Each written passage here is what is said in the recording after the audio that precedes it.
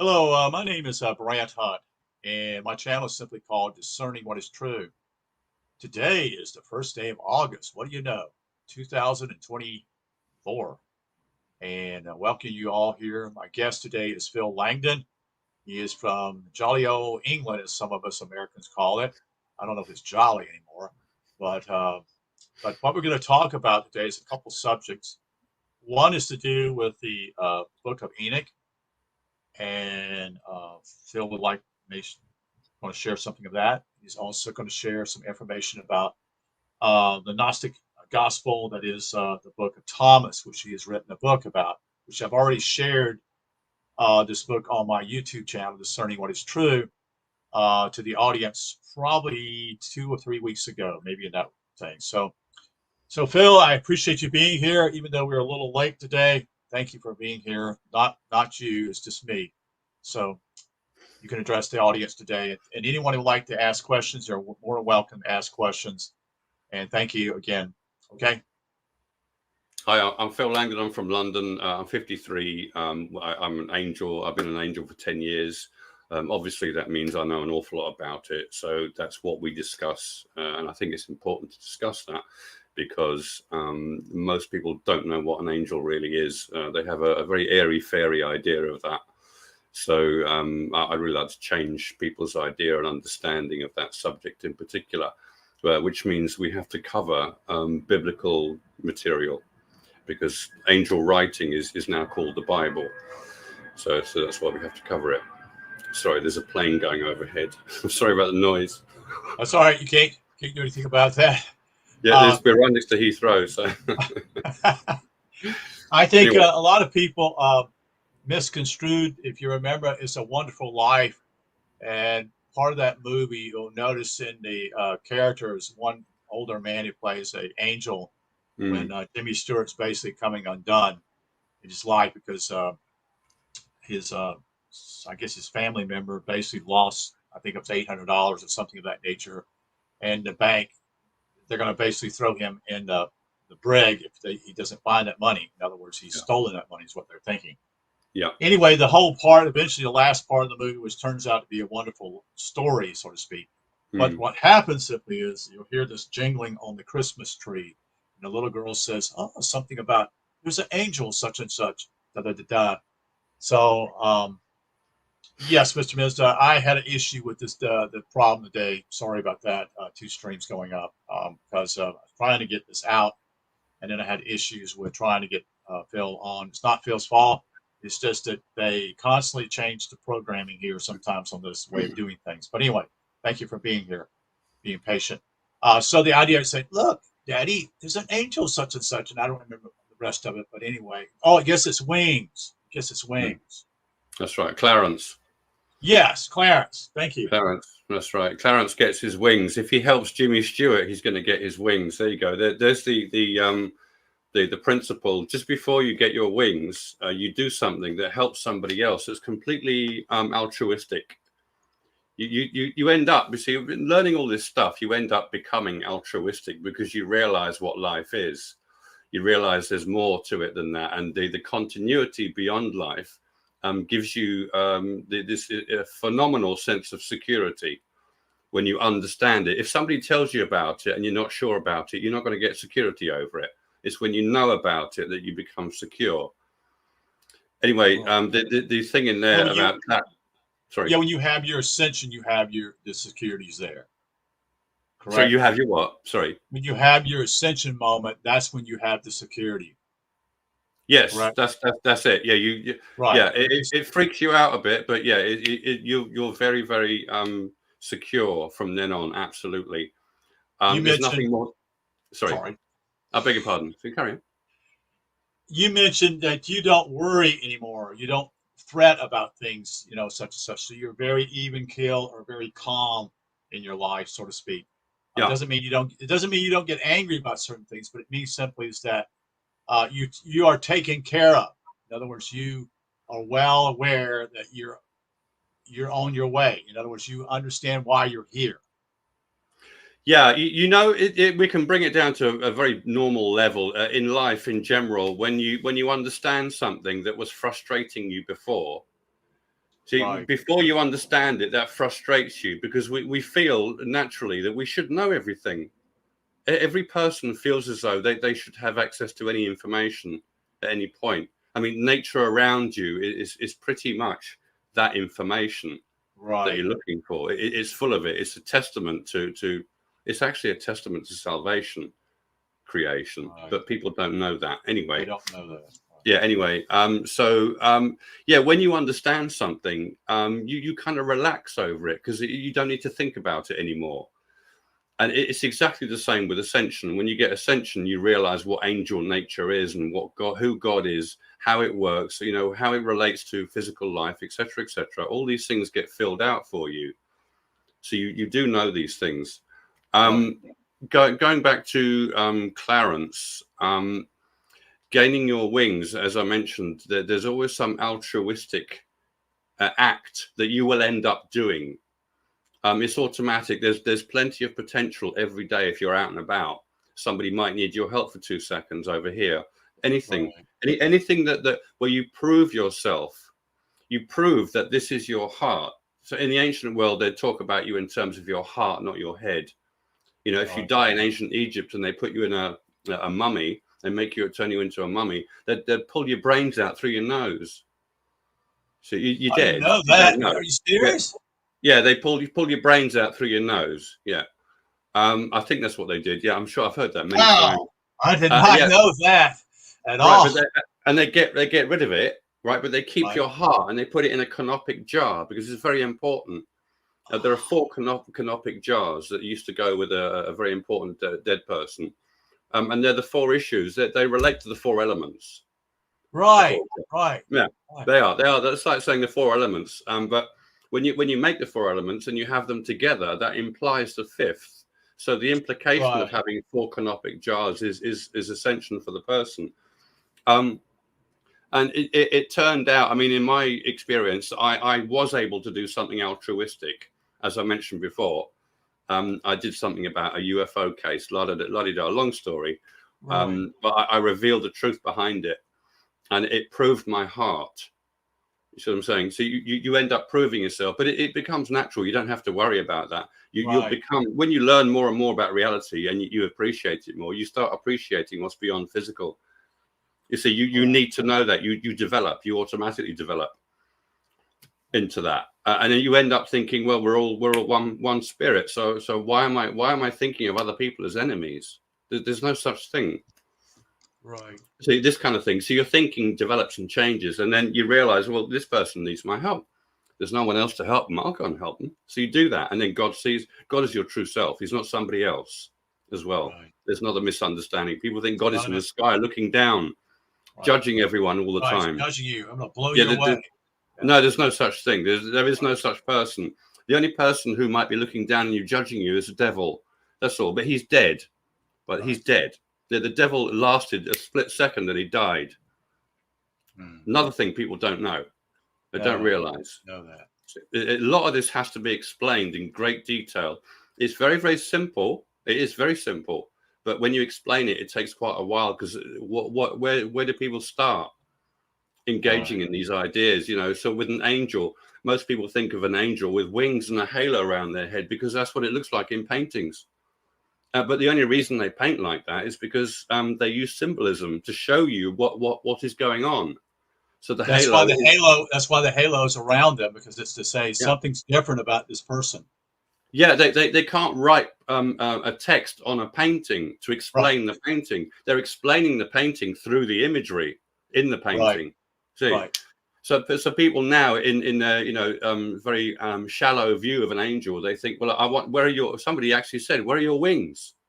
What do you mean, where are my wings? You don't know what you're talking about. They're right over here. I just put them in the closet. Yeah. I'll get them out for you. Hang on. No. Gaining one's wings is an expression that refers to the moment of salvation, because you shoot upwards as if you're flying. You're sent through You're ascending upward. That's right. That's why they call it ascension, because you literally shoot up at the speed of light. It feels like you're a bullet all of a sudden shot from a gun. You know, pew, you take off at an unbelievable speed. Right. Yeah. Yeah. So yeah. So go ahead. Go ahead. We're talking about still about the wings, and then you're going to continue with Clarence, and you're talking about also to deal with what we call the famous artists in the past have always tried to share that with people, but most people don't even pay attention to it. Like the boat in the sky is revealing something, but most people can't. That's revealing basically the Ascension moment again with people, because that's what took place with you at Angkor Wat. So you can understand that. Everybody else is like, what is that? What's that boat? You in the famous, and this all was revealed. A lot of this revealed during the Renaissance. Yeah, that boat you're talking about is in a famous painting of Our Lady and Jesus. Yeah, it's Mary and Jesus. Right. In the sky, there's a boat with golden streaks coming out of it. Right. That is Jesus Christ in the sky. Right. It's a boat because you can represent the cloud as anything, almost anything. You can represent it as a lion. It could have been a lion's head in the sky. It would have been the same thing. It's just a different symbolism. It's a different symbolism of the same thing. So that's the cloud of heaven. But people think it's a UFO, and that the Renaissance were encoding aliens into their paintings. There's no such thing in Renaissance painting. That's okay. There's a famous, it's one that's actually like in a city, and there's supposedly like these UFO spacecraft-looking things all over, and people think they must have spotted they must have spotted UFOs coming in during that time period. So that's not what they're revealing. That's right. What they're doing in symbolic terms is showing you what is above the physical level. In one of those things, Jesus and Mary is shown in one of those paintings. Right. Yeah. Well, how come it's Jesus and Mary? Because they're spiritual. It's the Word of God. The Word of God is not physical. Fundamentally, see, so it's above the level of the ground. It's in the air, and the air refers to your head where you ascend from. So what people are misconstruing, that was also that there was like, okay, so people are misunderstanding what is really even being revealed even during the Renaissance. When you talk about this thing, you see Jesus and Mary in the spacecraft. It's like, okay, where did they come up with this whole idea of spacecraft? That's another thing. Did they see this themselves also? See, I don't know. We know that you talked about a place in South America where there's I think it is just something to do with a spacecraft also. It was revealed long ago, and they found it out in the middle of the desert. So maybe not. Maybe it wasn't the desert. Maybe I'm wrong. But anyway, it doesn't mean there are no aliens or spacecraft flying around as such. It's just a separate issue. It's a completely separate subject.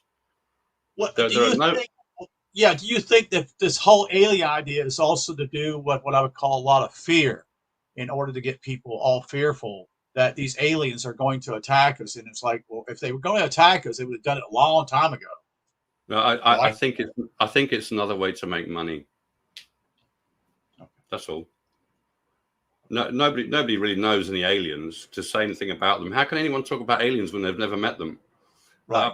Apart from people who say they've been abducted and so on and so forth, they may well have met aliens. We don't know. I believe some of them.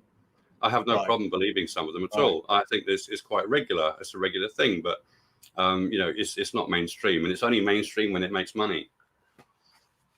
Yeah, that's what's so sad. It's a very dangerous subject now. Yeah, it is.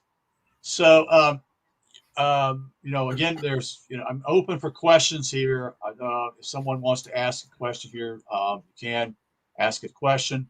We're going to be kind of all over the place today, but that's okay. So again,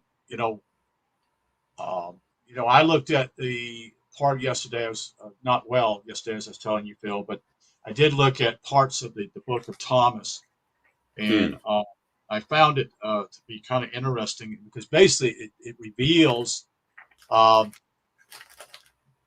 what I call I'm trying to think back to the book of Thomas. I'm trying to think what I was going to tell you. It's a riddle. There's a riddle going on all the time in the book of Thomas, and it has sayings simply, and that's a riddle. You see, and then what happens simply is it kind of what I would call what's the word? It causes with a riddle causes confusion for most people, but it actually should cause confusion. But it's also to help you to figure out what's going on. You see, what's being revealed. That's right. It makes you think. You see, yeah. It's supposed to get you thinking. Yeah.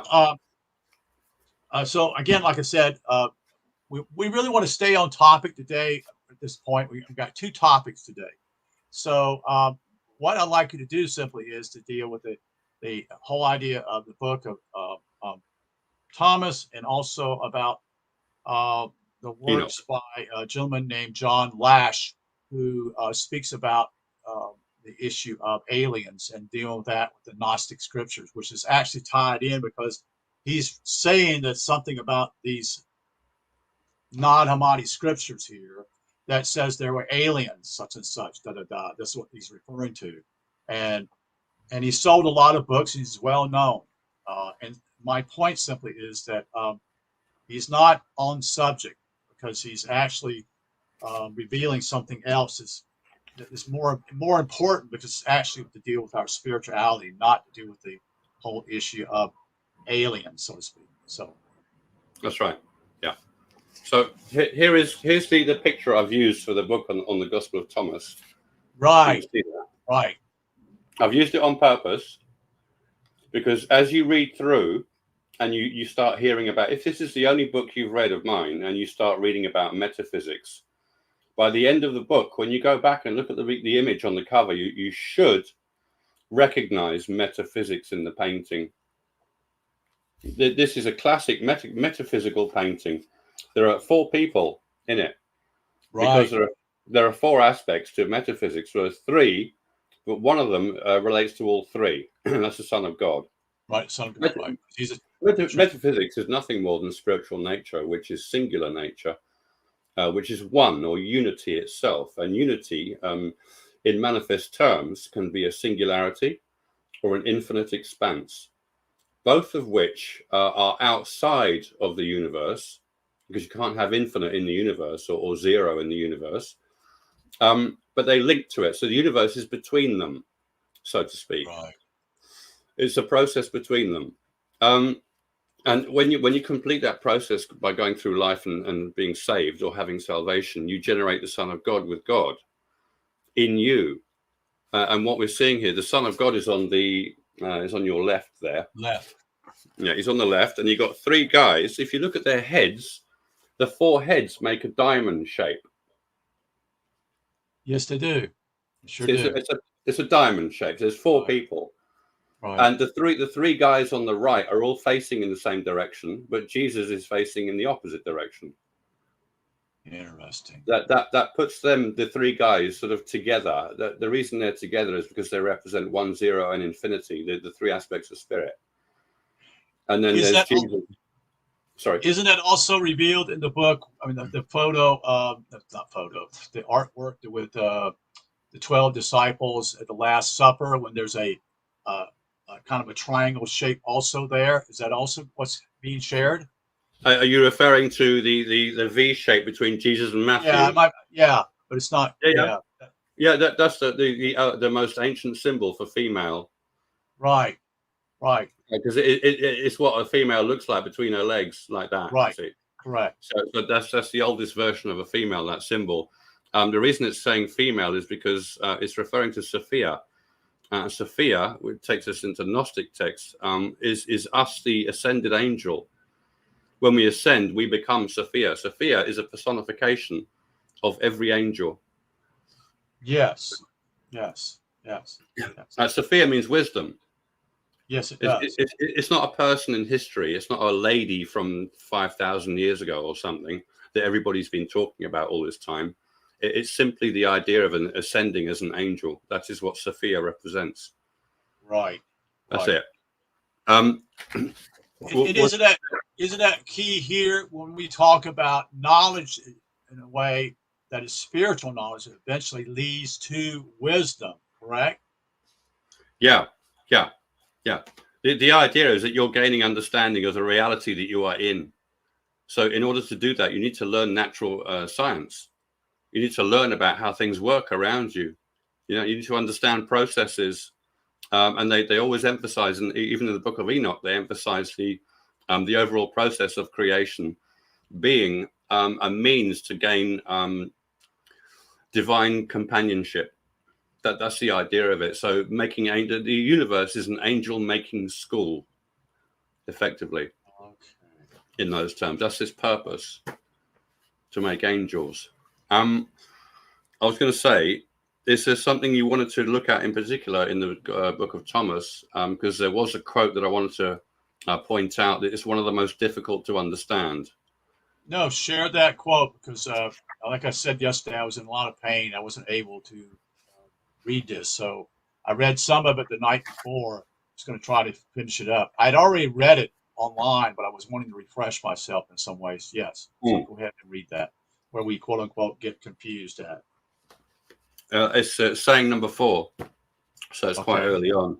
It says, Jesus says, the person old in his days will not hesitate to ask a child 7 days old about the place of life, and he will live. For many 7 days, the number 7 is critical too. I'm sorry, I didn't mean to interrupt you. That's right.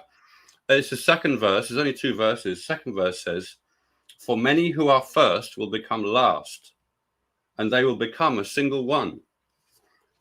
He's actually just given away the meaning of that statement. Yes, he has. So let's take the first one. The person old in his days will not hesitate to ask a child 7 days old. That's not normal, is it? A child of 7 days old is 7 days old. They can't even talk.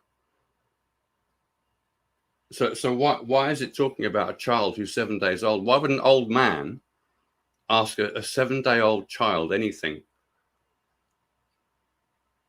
How does that quote strike you? I mean, when you think about what it says, I mean, how would you interpret that? Well, it seems as though the man who's the older man should be actually the one who has wisdom. Why would he be asking a child for some kind of knowledge or something? Because the babe doesn't have any idea. It just entered this realm, so to speak. This physical realm. So why would he do that? Yeah. And why is it? It seems asked backwards, you know. I mean, it's like it would be the child would be asking the older man for wisdom, so to speak, if you follow what I'm saying. Logically, you'd think that, Right. And the second sentence is famous from, I think it's Matthew. Is it Matthew, where Jesus says, "Those who are first will be last, and those who are last will be first"? Yes, another. That's a famous statement. There is context when it's used in the gospel. There is context to suggest that it's not just about salvation as such. That some people who are born now, you know, instead of 5,000 years ago, might become angels in in this lifetime. Right. But people who came to Earth, I don't know, 5,000 years ago and are now still reincarnating all the time, haven't made it yet. Right. So there's a suggestion that different people go at different speeds.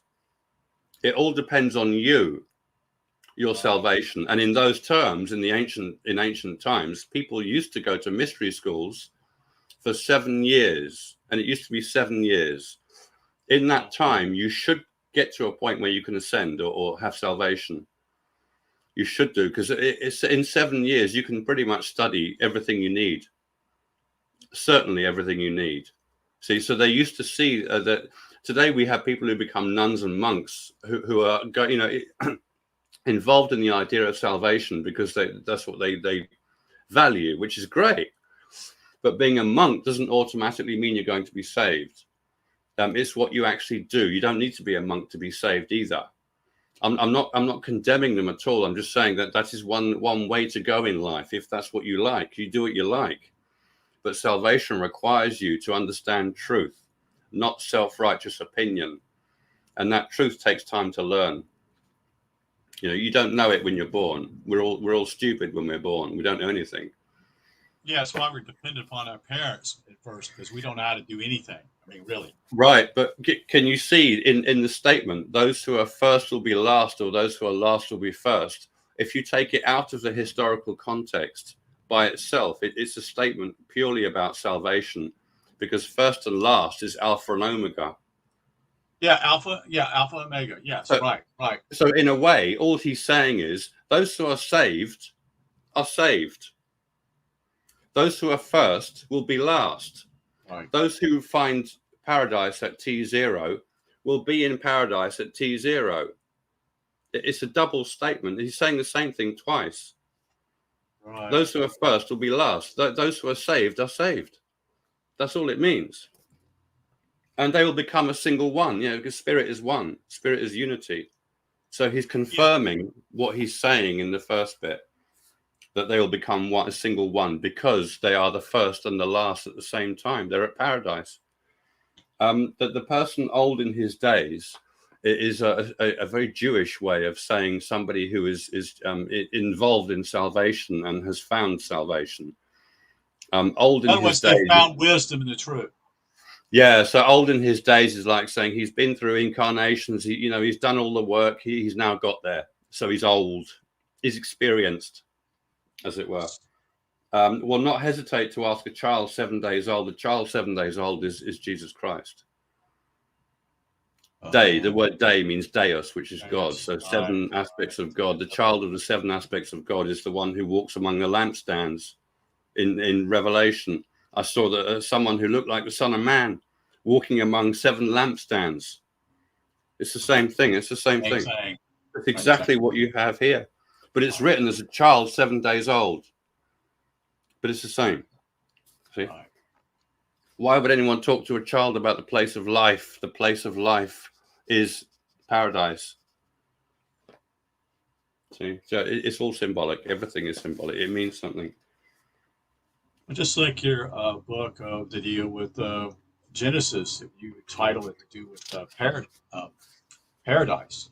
Yeah, paradise found. Right. Yeah, because people always talk about paradise lost, and they go on and on and on about Atlantis and all this sort of thing, as if paradise used to be on Earth. Where when you have lots of people who are well intelligent and educated and what have you, you can have a better system on the planet, no problem. You can have a good planet. It doesn't mean it's paradise. There is no such thing as paradise in the universe.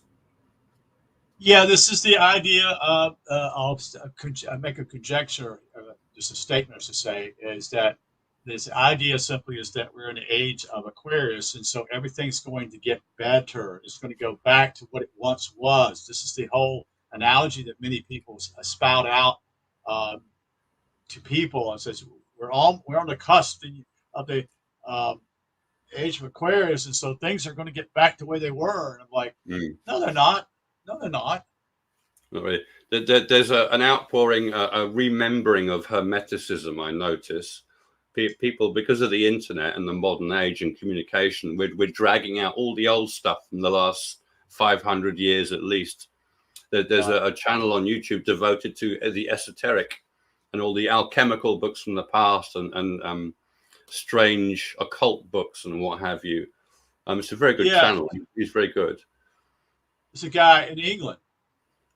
I don't know, actually. He's a Jewish guy. He's an Orthodox Jew. This is not a Jewish guy. It's a guy, he maybe already passed. I want to say his name was Adam Smith or something. But I looked at some works at one time. This is like 3 or 4 years ago. So you can see that the whole even programming with me, seeing it, and an idea of thinking, okay, this might be where it's at. Because I'd been told by others, go in this direction over here, such and such. And anyway, I eventually saw that was not true. But the point simply is, I remember all these type of things. Simply is that, you need to get into alchemy. You need to get into this other stuff. And then what happens simply is that, guess what? It's not. It's another way of wishing what it was. In reality, it was never that way. In some way, because this planet is not paradise. You see, am I making sense? Yeah. I mean, I wouldn't bother with alchemy anyway, personally. No, I don't mess with it anymore. I don't mess with it because I realize you don't need to. I want to say simply, all you need is one book. And that's the Bible in some ways, because simply it reveals truth there if you're aware of it. Am I correct? Yeah, if you understand symbolism, anyone can learn symbolism. It is a standard thing. It's not whatever you want. You can't just make it up as you go along. There are standard symbolic things, like the unicorn always Right. represents Jesus. It represents Christ, the unicorn, always. Nothing else. It just represents Christ. Is it representing the symbol of the una, meaning one, and then it being also white, being purity? Yeah, and it's a horse because he looks like the head of a horse. Right, right. An extension of cloud, fat at the back, coming forward, getting thinner, and then flat at the front. You could associate that with the head of a horse as well, okay. Which it is. It is associated with it. Yeah, yeah, right. But it unicorn, in reality, saying una meaning single would be one, which would be there's only one like this, and then also the white representing purity or not dirty or whatever. In our own mind, saying it's pure. It's a white horse, which is actually, when you think about it, there are not many white horses out there. Meaning simply they're more brown, black, whatever you want to call it. So there's fewer of this type. Even a horse we call white horse, so to speak. You can go out in the middle of a pasture and you won't find a white horse a lot of times. That's right. So anyway, there's no such thing as a unicorn, right. But it's a symbolic animal. It's a representation, as I say. So yeah, I mean, do you want to have a look at? I wanted to take you through the first paragraph of Enoch to start with. Okay. Yeah, because you'll find out a lot of things just by looking at this. Okay, I'm ready. I hope the audience is. So Enoch is one of the first Jewish religious movies that were written up into a work, and you'll see why I'm calling it a movie in a moment. Because in chapter 1 it starts with the words of the blessing of Enoch. The blessing. See, people talk about God's blessings all the time, as if they're being blessed every 5 minutes. When in fact the blessing of God is the word of God, which is salvation, and it is only that, because God's only work is salvation. That is God's blessing. So here we're being told about a blessing on Enoch. Well, Enoch must be an angel. It doesn't mean he was a real person in the past. It simply means they're using an idea of a person to convey the issues of divinity to the reader. Okay. See, so Enoch at this point in history, when this book was written in 2 BC, 2nd century BC, I think it was. That's about 2,500 years old. This book. So it says the words of the blessing of Enoch. That means that Enoch is going to be telling us something as an angel because he's been blessed by God with the word of God. Right. Wherewith he blessed the elect and righteous. Now that's a statement interjected after a comma to tell you what about God and what he does. It's not telling you about Enoch. Enoch is not the one wherewith he blessed the elect and righteous. That is right. God. That's God.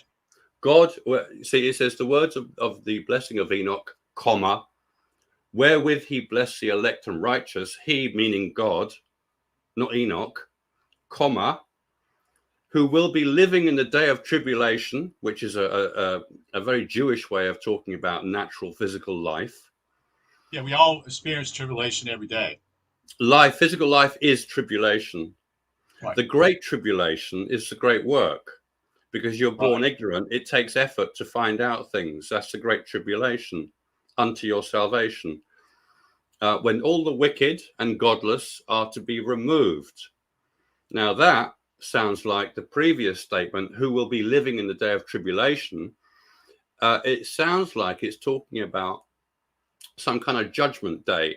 Right. And that the day of tribulation is a day of judgment when God is going to sort everything out on the planet Earth. He's going to get rid of the godless people. Maybe he's just going to chuck them into a hole somewhere. Just drop them in a hole and have all the lovely, righteous people walking around smiling for the rest of eternity. That's what people think when they read that. That's what they think, right? Well, that's basic. It seems like that's what it says. It's not. It says the words of the blessing of Enoch. That means what you're going to be told from Enoch, who is an angel, wherewith he blessed the elect and righteous. That's God who blessed people like Enoch, who will be living in the day of tribulation, who will be living a physical life. And that the day of tribulation is the great work. Because you're born ignorant, it takes effort to find out things. That's the Great Tribulation. Unto your salvation. when all the wicked and godless are to be removed. Right. So there's a statement about the fact that when we come to earth, we are our own managers. Whatever you do afterwards, you're going to have to pay for. Yeah, there's no one to blame. What you do, you blame yourself. Right. If you're not saved in life, it's nobody else's fault but yours. Yeah, it's your own responsibility. So, but what saying that, you see, makes people think, well, I have to be saved. Well, what if I don't want to be? What if I don't give a damn? Does it matter? Does it matter? Well, not really. You're going to come back anyway. You're going to have to, reincarnate and what have you. If you're okay with that, then who cares? It doesn't matter. You can actually take as long as you want. Right. There's no deadline. It's up to you. Yeah, it's complete freedom. Which reveals that basically God is great, as merciful, and offers grace no matter what, no matter what the timeline is in our particular perspective. You see, yeah, God is not insecure. Yeah, God's not so scared. He's not feeling like he has to, quote unquote, when you don't do what he says, he's going to blow you away. This is what this whole enigma that the church and almost all religions in some ways have misconstrued, that God is going to punish you, blow you away, which means simply is that they create an atmosphere of fear, to the point that simply is, I've got to do something. I've got to become a Christian, or I got to become, another group out there, and that's not what he's talking about. No, I mean, you can see the wish to get people involved in Christianity because it helps people to be nice. It does encourage a nice attitude and a certain kind of decency.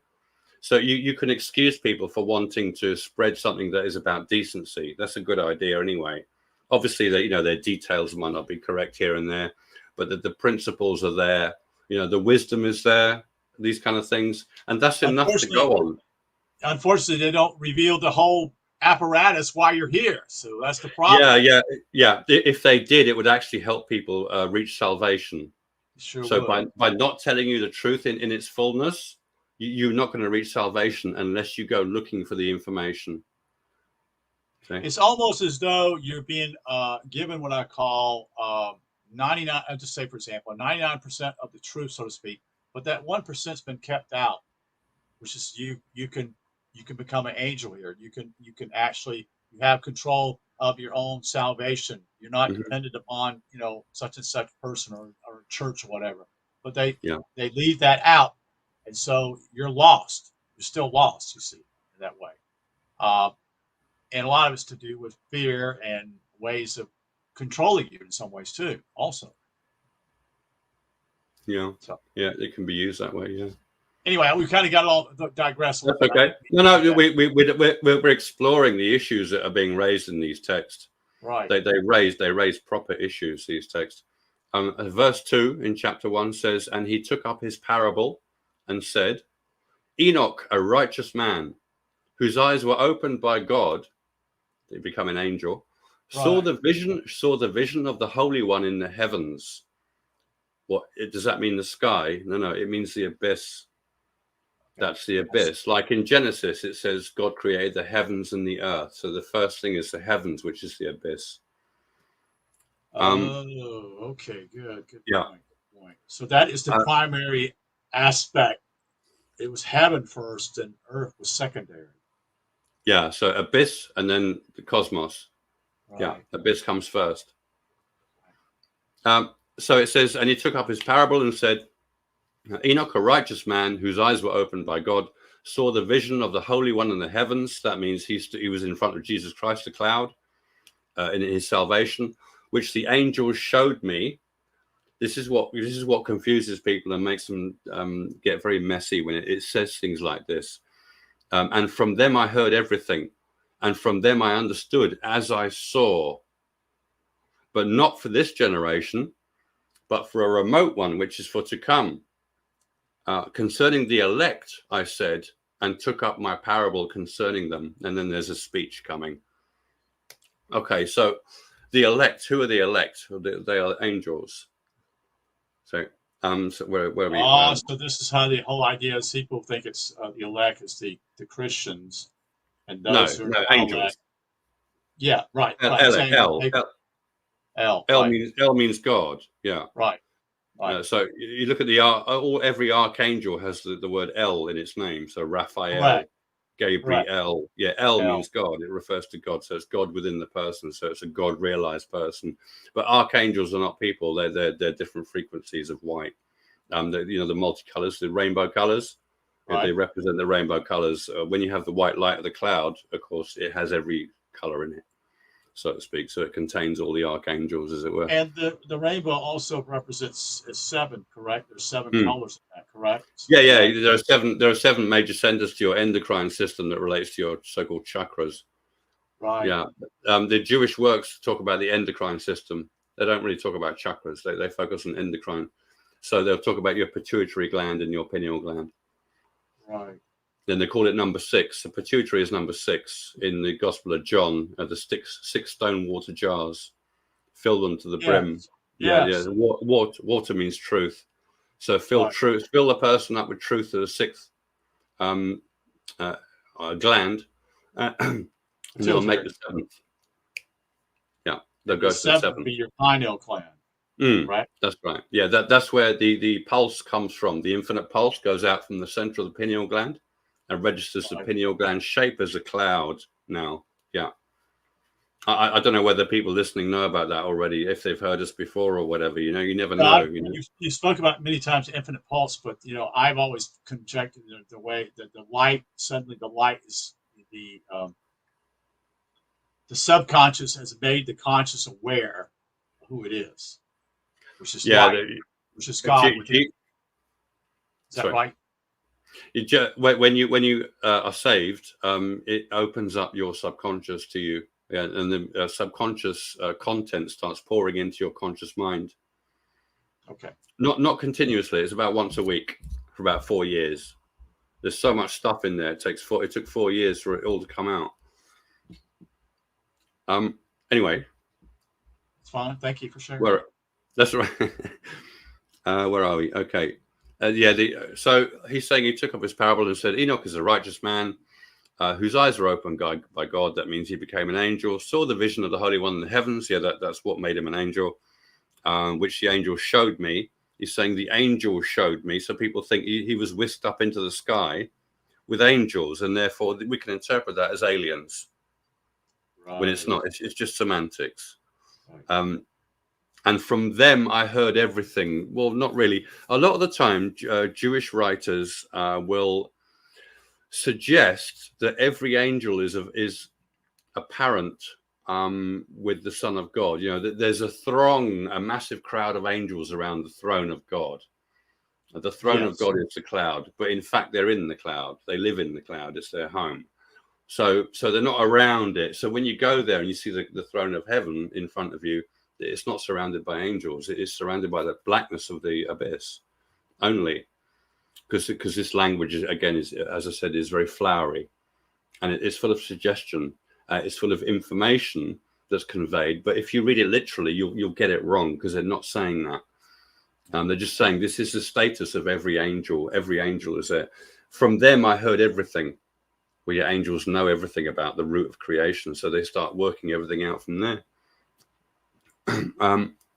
And from them, I understood as I saw. That's right. You see the cloud and you think, oh, I see. That's what's going on. Now I start to understand why I'm seeing a cloud in an infinite expanse, So yeah, that was the first portion of the first chapter in Enoch, and it already needs to be explained. So everything in Enoch needs to be explained. That's why I'm going into Enoch now. I'm just starting to go through explanations. Sure. And as we were talking about last time with the Nephilim and Genesis, it only mentions them briefly in Genesis, but it goes into them a bit more here. And for this book, I felt the need to look up and have the fullest explanation of what is already known about Nephilim. And there's 3 pages of it. See, and I got it all off, effectively most of it off Wikipedia. Wikipedia is actually very good for these sorts of things. If you want a quick overview, you can check it out. It certainly puts the Nephilim into a kind of context, and pretty much confirms what I was talking about them last time, in that they literally represent angels who are born. And of course, the subject of messianic texts is angels or becoming angels. And here we have Enoch in the book of Enoch, who has become an angel. And so what we're hearing about is angel nature and divinity, and these sorts of things. And the only association you can make with the word giant with an angel is the angel themselves, that they become a giant. But when you look at them, they look like a normal. I look like a normal person. Right. I think so. Right. Yeah. So you don't realize, oh, that person's an angel. You wouldn't know. No. So people expect to know just by looking, but you can't. You have to listen to what they say, and they'll be telling you things about the subconscious, through symbolism. And as I've experienced recently, a lot of Christians don't like that. They associate it with the occult, and therefore they should not go in that direction. They shouldn't even look at it because it might corrupt them, they think. If you're worried about being corrupted, it does say that you're insecure. And you can understand if a Christian is insecure because there's no real proof of Jesus as such. We just talk about it all the time. That's So you can, so you can understand that there's this sort of natural insecurity about it because they can't really argue for it at the end of the day. They can philosophically, as some people do. Jonathan Pageau is a very good person for that. He recognizes the symbolism in the Bible as well, and he'll confirm a lot of things I say. But he's not ascended. And that kind of proves that you can learn this stuff anyway without being ascended, because it's already been written down and divulged, through history, like in these works, effectively, if you can read them. Right. He's probably spent many, many, many years doing that, correct? This guy named John. Who's that? John Lash? No, John Pageau you were speaking of. Oh, John Pageau. Yeah, he's I think he's a scholar. I don't know what his qualifications. It might be in theology, but he's very, very good. Very good. He knows his stuff. Okay. He doesn't know everything. He's not seen the cloud. He doesn't know Jesus is a cloud. He doesn't know that. And he's not going to say that just because I say so. He needs to know for himself. You need to see that for yourself. Otherwise, you're not going to know. Right. As we said, you're going to be insecure about it. That person said, you don't know? Well, that person says Jesus is a cloud. That's really weird. All these other people are saying he's a bloke. I'm going to go with them, not you, because you're on your own and you're saying it's a cloud. I don't really I can't relate to that. I can relate to the man. I can relate to that, so I'll go with these people. That's how they think, I feel. Yeah, I got a quick question here. Mr. Menza just wanted to ask, would Phil know if someone is ascended or if he passed them on? In other words, if you've seen them in the street. Yeah, pretending. You need to hear them. Yeah, I need to hear them talking, and it needs to be more than 5 minutes. I need to sort of spend a little bit of time with that person. Maybe if I can't talk to them, I'd need to listen to them. But then, if they're talking about ordinary things, if you came to where I work and you were standing around where I work, you'd never believe I'm an angel. I come across as so there's no energy. There's not this energy vibe that comes across you if you walk in, another person walks in front of you. There's not this energy that shows that you're an angel, so to speak. Not necessarily. People do stare at me, but I've had that all my life. I think it's because I look like famous people on TV or films or something, and they're thinking, it's a bit like that. So someone said I looked like, years ago, I looked exactly, because I had so much hair years ago, I looked exactly like Robin Gibb from the Bee Gees. Oh, okay. Exactly the same. I mean, if I showed you a picture of him on the album, you say, "Oh my God, you look exactly like him." It's Robin Gibb, lovely guy, lovely bloke. I really like him. So I'm very happy to look like Robin Gibb. I don't mind. Anyway, but yeah, that's what I've had most of my life. But then you don't know. You see, are they looking at me because I look like Robin Gibb, or is it because there's something special about me when there isn't really? Angels are just people. At the end of the day, they've had an experience that everyone else hasn't had yet. That's all. Right. They're still just people. They have a greater understanding of the emotional content, the intellectual content, stepping back from the physical nature. All these things you can just step back from and find peace, anytime. anytime. Doesn't matter what's going on. But obviously, it's more skillful. The older you are, you can be more skillful at that. You know, but yeah. Anyway, was I going to say, I got you off a little bit of tangent here. I didn't mean to do that. Yeah, okay. I think you said you were going to share something about the 200 angels or something, 200 something of that nature also. That's right. That's right.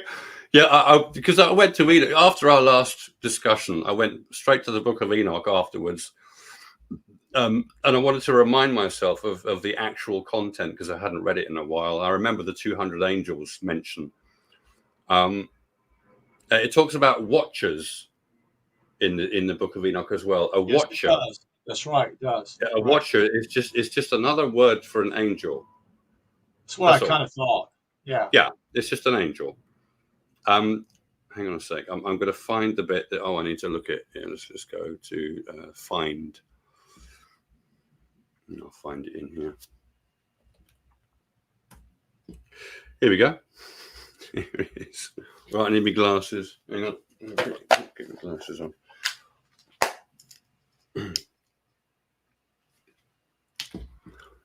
Okie dokie. Right, I've actually written in this bit. Okay, so most people, when they approach these texts and they see a number written down, they don't immediately think about the Hebrew alphabet. Right, it goes back to what's his name? Talks about numbers with the Hebrew. What's his name? Stan Tenen. Yeah, Stan Tenen, right. Yeah, so every Hebrew letter has a number associated with it. The first 9 are 1 to 9. That's 1, 2, 3, 4, 5, 6, 7, 8, 9. The next 9 are in 10. So 10, 20, 30, 40, all the way up to 90. The next, there's only 4 left because there's only 22 letters in the original alphabet. And they are 100, 200, 200. Remember I said 200 in terms of the Hebrew alphabet. 300 and 400. So the last letter in Hebrew is 400. It has a value of 400. Okay. Okay. And here's what it says. And it came to pass when the children of men had multiplied that in those days were born unto them beautiful and comely daughters. And the angels, the children of the heaven, saw and lusted after them and said to one another, Come, let us choose us wives from among the children of men and beget us children. And Semyaza, who was their leader, said unto them, I fear ye will not indeed agree to do this deed, and I alone shall have to pay the penalty of a great sin.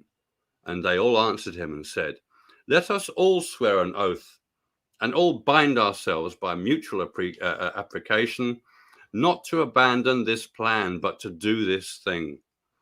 Let's do this thing, they say. Right. Then swear they all together and bound themselves by mutual implications upon it. Right. And they were in all 200. There were 200 of them who descended in the days of Jared on the summit of Mount Hermon. Here we go again. That's the mountain. All you have to do is look up these names and you'll find out what's going on in this text, and look up the number 200 in the Hebrew alphabet. And all of a sudden, everything comes clear. Yeah, and they called it Mount Hermon because they had sworn and bound themselves by mutual applications upon it. Right. Now, what letter in Hebrew relates to the number 200, do you think? If we're talking about angels that are born from the head, what letter might associate with the number 200? Yeah, I don't think anyone's familiar with the Hebrew alphabet. It turns out it's the letter R, which is Resh in Hebrew. R has a value of 200, and R means head. It literally means head, in at the head of. In Genesis, the first 3 letters are B, R, and A. B-R-A, bra. Wow. The R is Resh. So, that would be It means in at the head of. So we translate it as in the beginning, but it actually means in at the head of, where it starts. Okay. Yeah, both Aramaic resh and Hebrew rosh can mean head in the sense of the part of the body, or can mean head in the sense of a leader or an organization, a government, etc. Right. Or the creator. Right. The creator. Samyaza, the leader of these supposed 200 angels, fallen angels. There's no such thing as a fallen angel. They don't exist. As I said last time, Samyaza is the creator.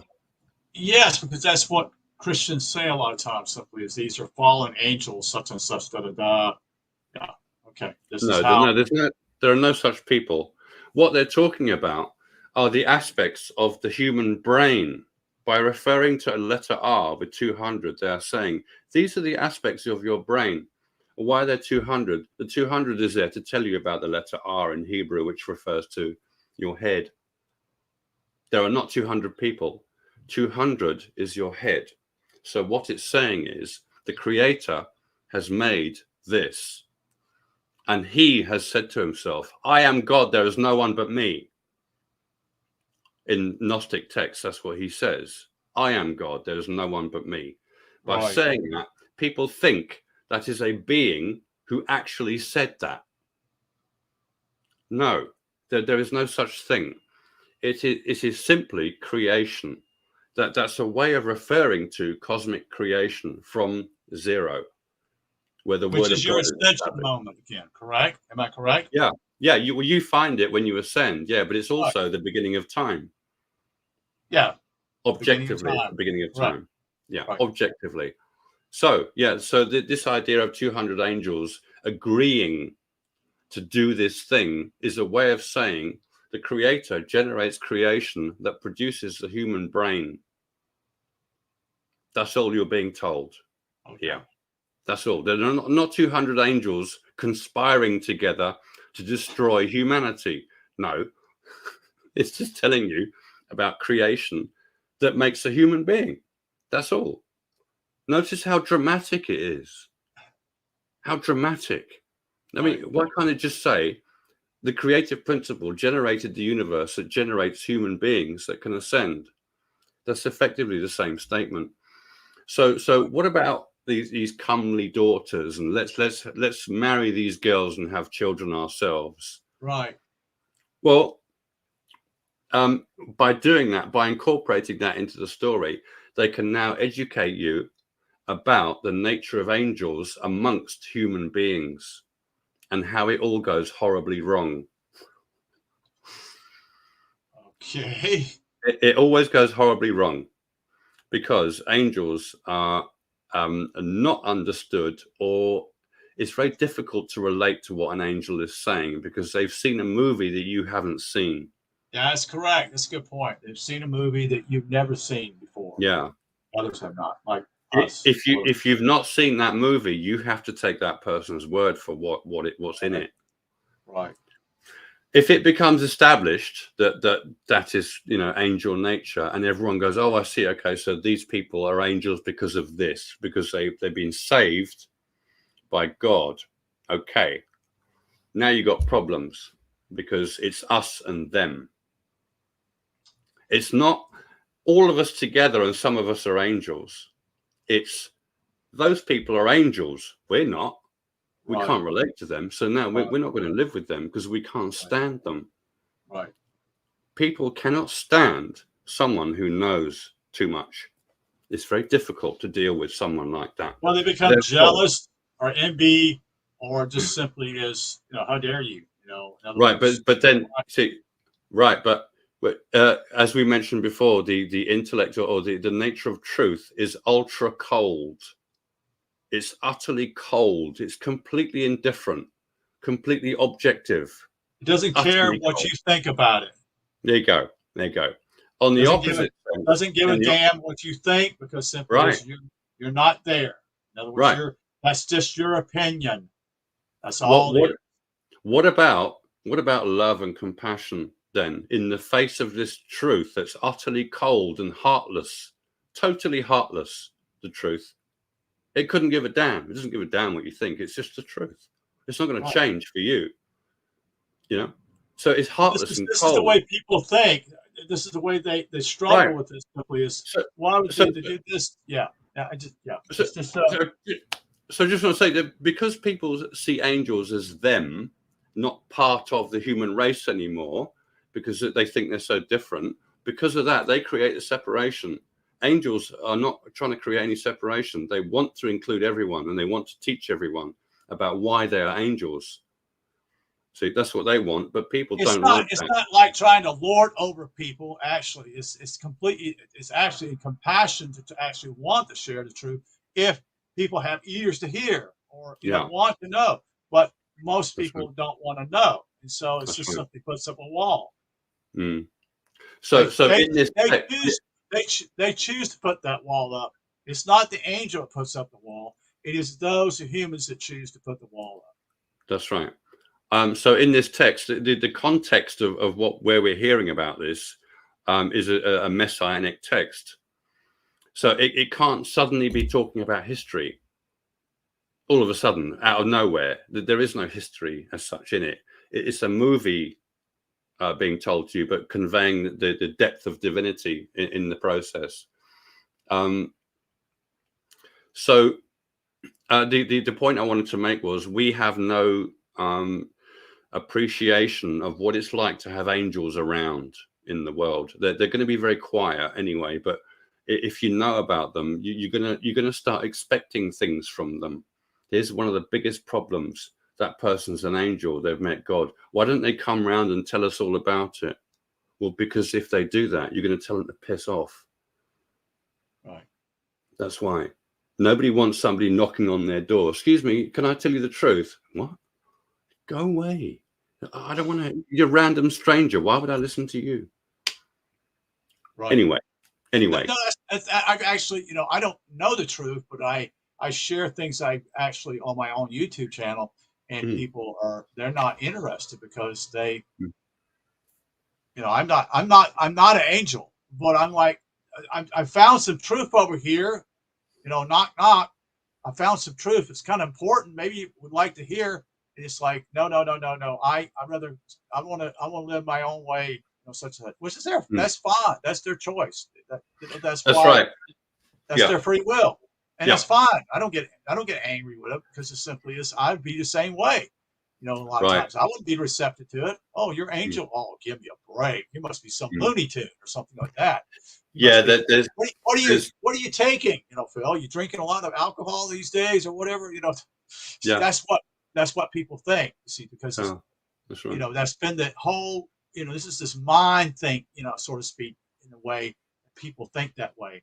Oh, it can't be. I've never seen an angel. I don't see a thing over your head. That's right. You see, That's right.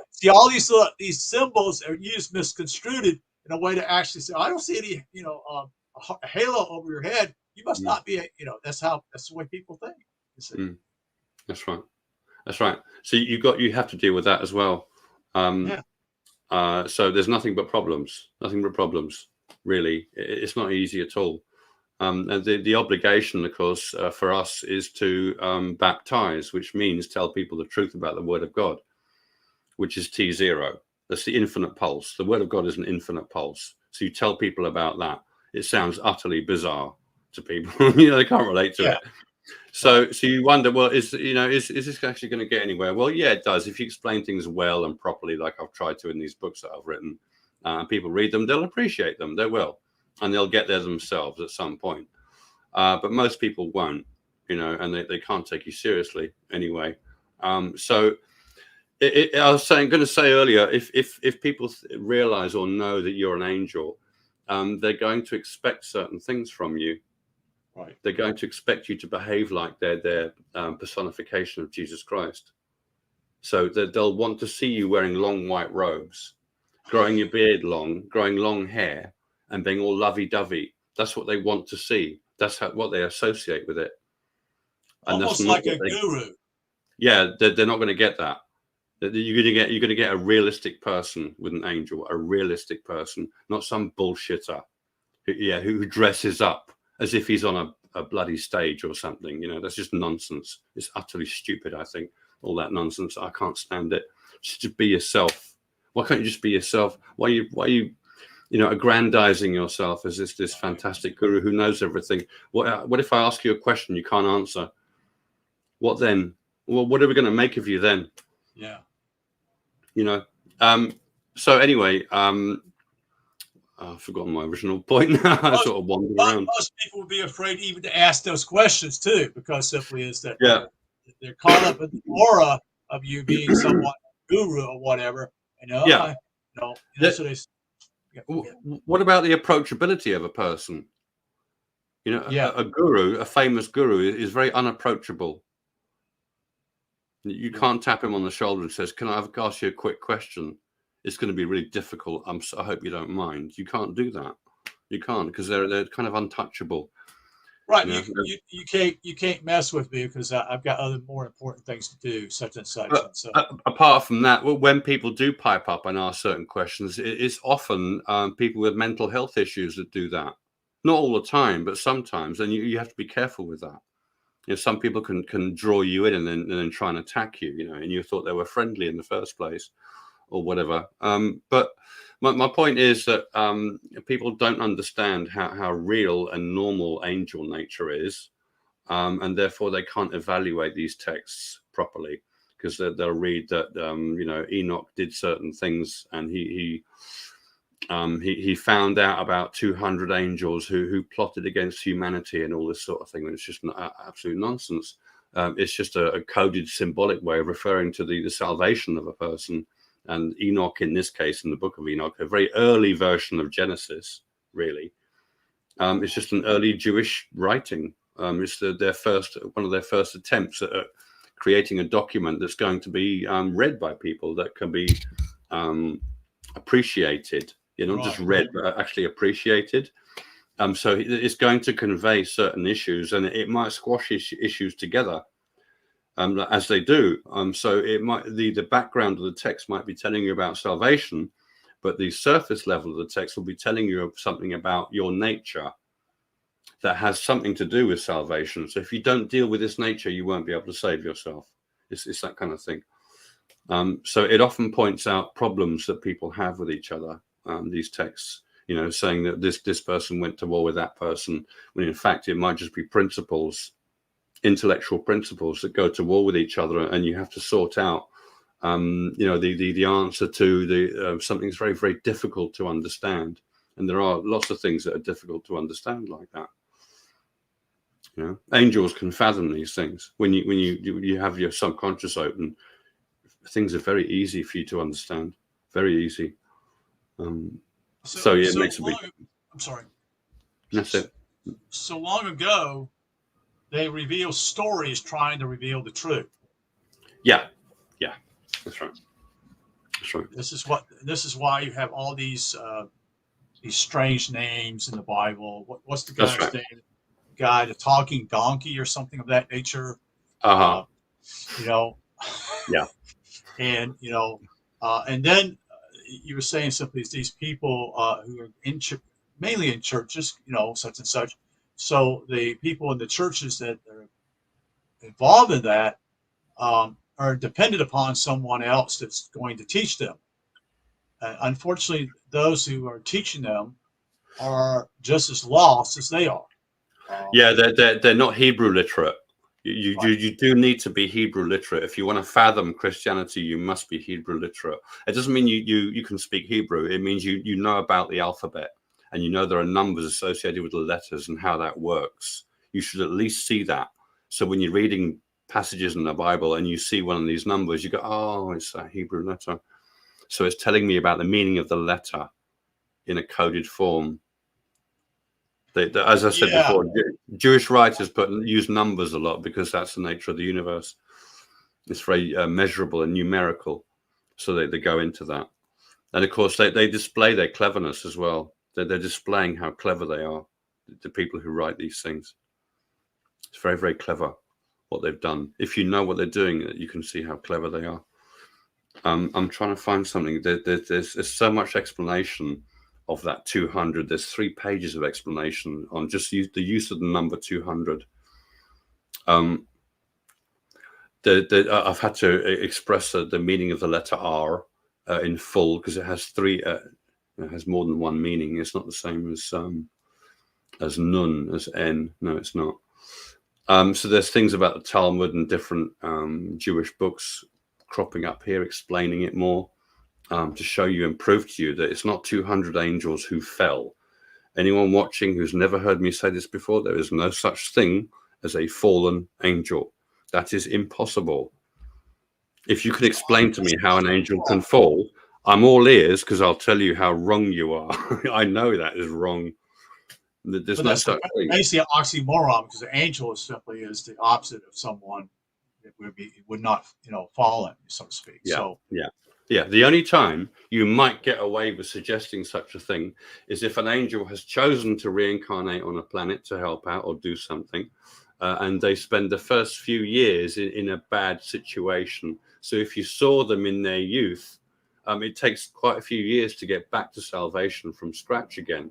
But you can do it if you've done it before. In one lifetime, you can do it, which is what I did. I've done it many times, but that's beside the point. That's why I was able to do it, in fact. So you can see that.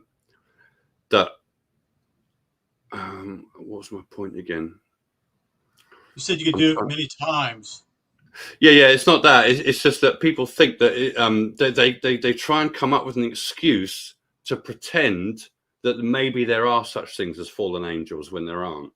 You cannot have such a thing. It doesn't make any sense. The only time, as I was saying, that it might make some sense for a while is if they reincarnate on a planet and they've forgotten everything because they're born into a blank slate again, like you are on Earth.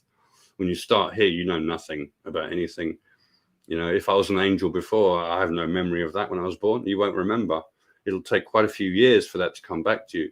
But if you do ascend in your midlife, it means you've done it before, without a doubt, because it didn't take you very long. It takes most people several lifetimes to get even close to that. See, so here you are, you've done it in one lifetime. That says you've done it before. And I think my point is that Mr. Benson was going to say something. He thought that basically the fall meant that simply they came down to here. In other words, they came back to Earth when they were actually angel. No, there's no need to even think of that. That the fall is the same as the fall in Genesis when it talks about Adam and Eve being cast out of Eden or paradise. Right. There's a real problem with that, because most people who read that will think Adam and Eve, just a bloke and a woman in some garden on Earth in the ancient past, and they were cast out. Don't really understand what that means, but they left some sort of nice place and they went to somewhere they had to scratch a living off rocks all of a sudden. Maybe this is how people see it. It couldn't be further from the truth. Adam and Eve, Adam is the creative principle, the cloud of heaven, Jesus Christ, and Eve is the ascended angel. That's the beginning of everything. Of course, the idea is that the light of the angel floods the abyss instantaneously and causes a quantum blip that generates the first pulse of creative life as what we call the universe. Right. See? So the idea of universe, with the word universe meaning one. Yeah, there's one. It has 12 layers, but there's only one. Right. Yeah. Right. Yeah. It does have 12 layers though, as a sort of standard, because it's. But is that talking when you say the 12 layers? Is that to do what we call to do with the 4 elements plus 1 being ether, and then the 7 hermetic principles? Are you talking about the archons? Right. Is that the same thing or not?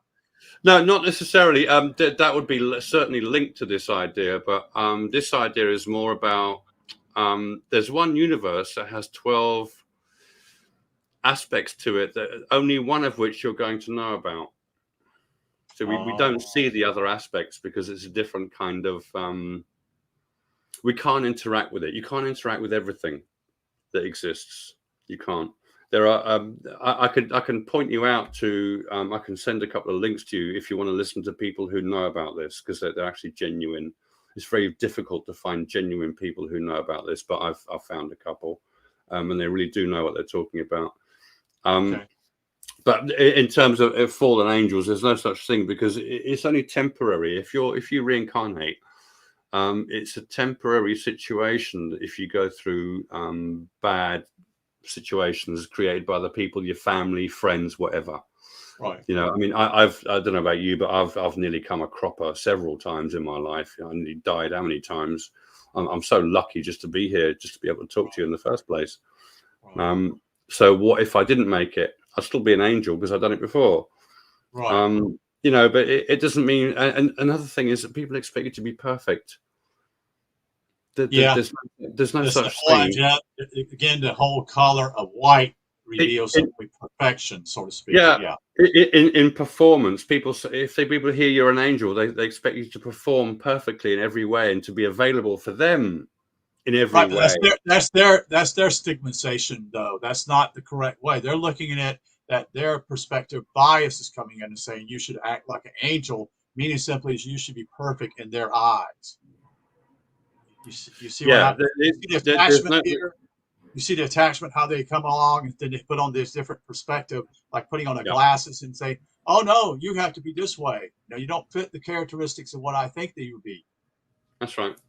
And so And yeah, they write you off, type. yeah, and they don't know that perfection, the idea of true perfection, has to do with your honesty with yourself, your authenticity. That is perfection. Perfection Right. has nothing to do with performance. Performance can be perfect for 5 minutes, but it won't last. Performance is never perfect forever. Spirituality is always perfect Right. in comparison. So it's always perfection. And that comes from self-honesty and authenticity as a sort of mark to say this person is authentic. They're truly honest with themselves. They recognize there is truth above their self-righteousness. That's an angel. See? Yeah, I had a question.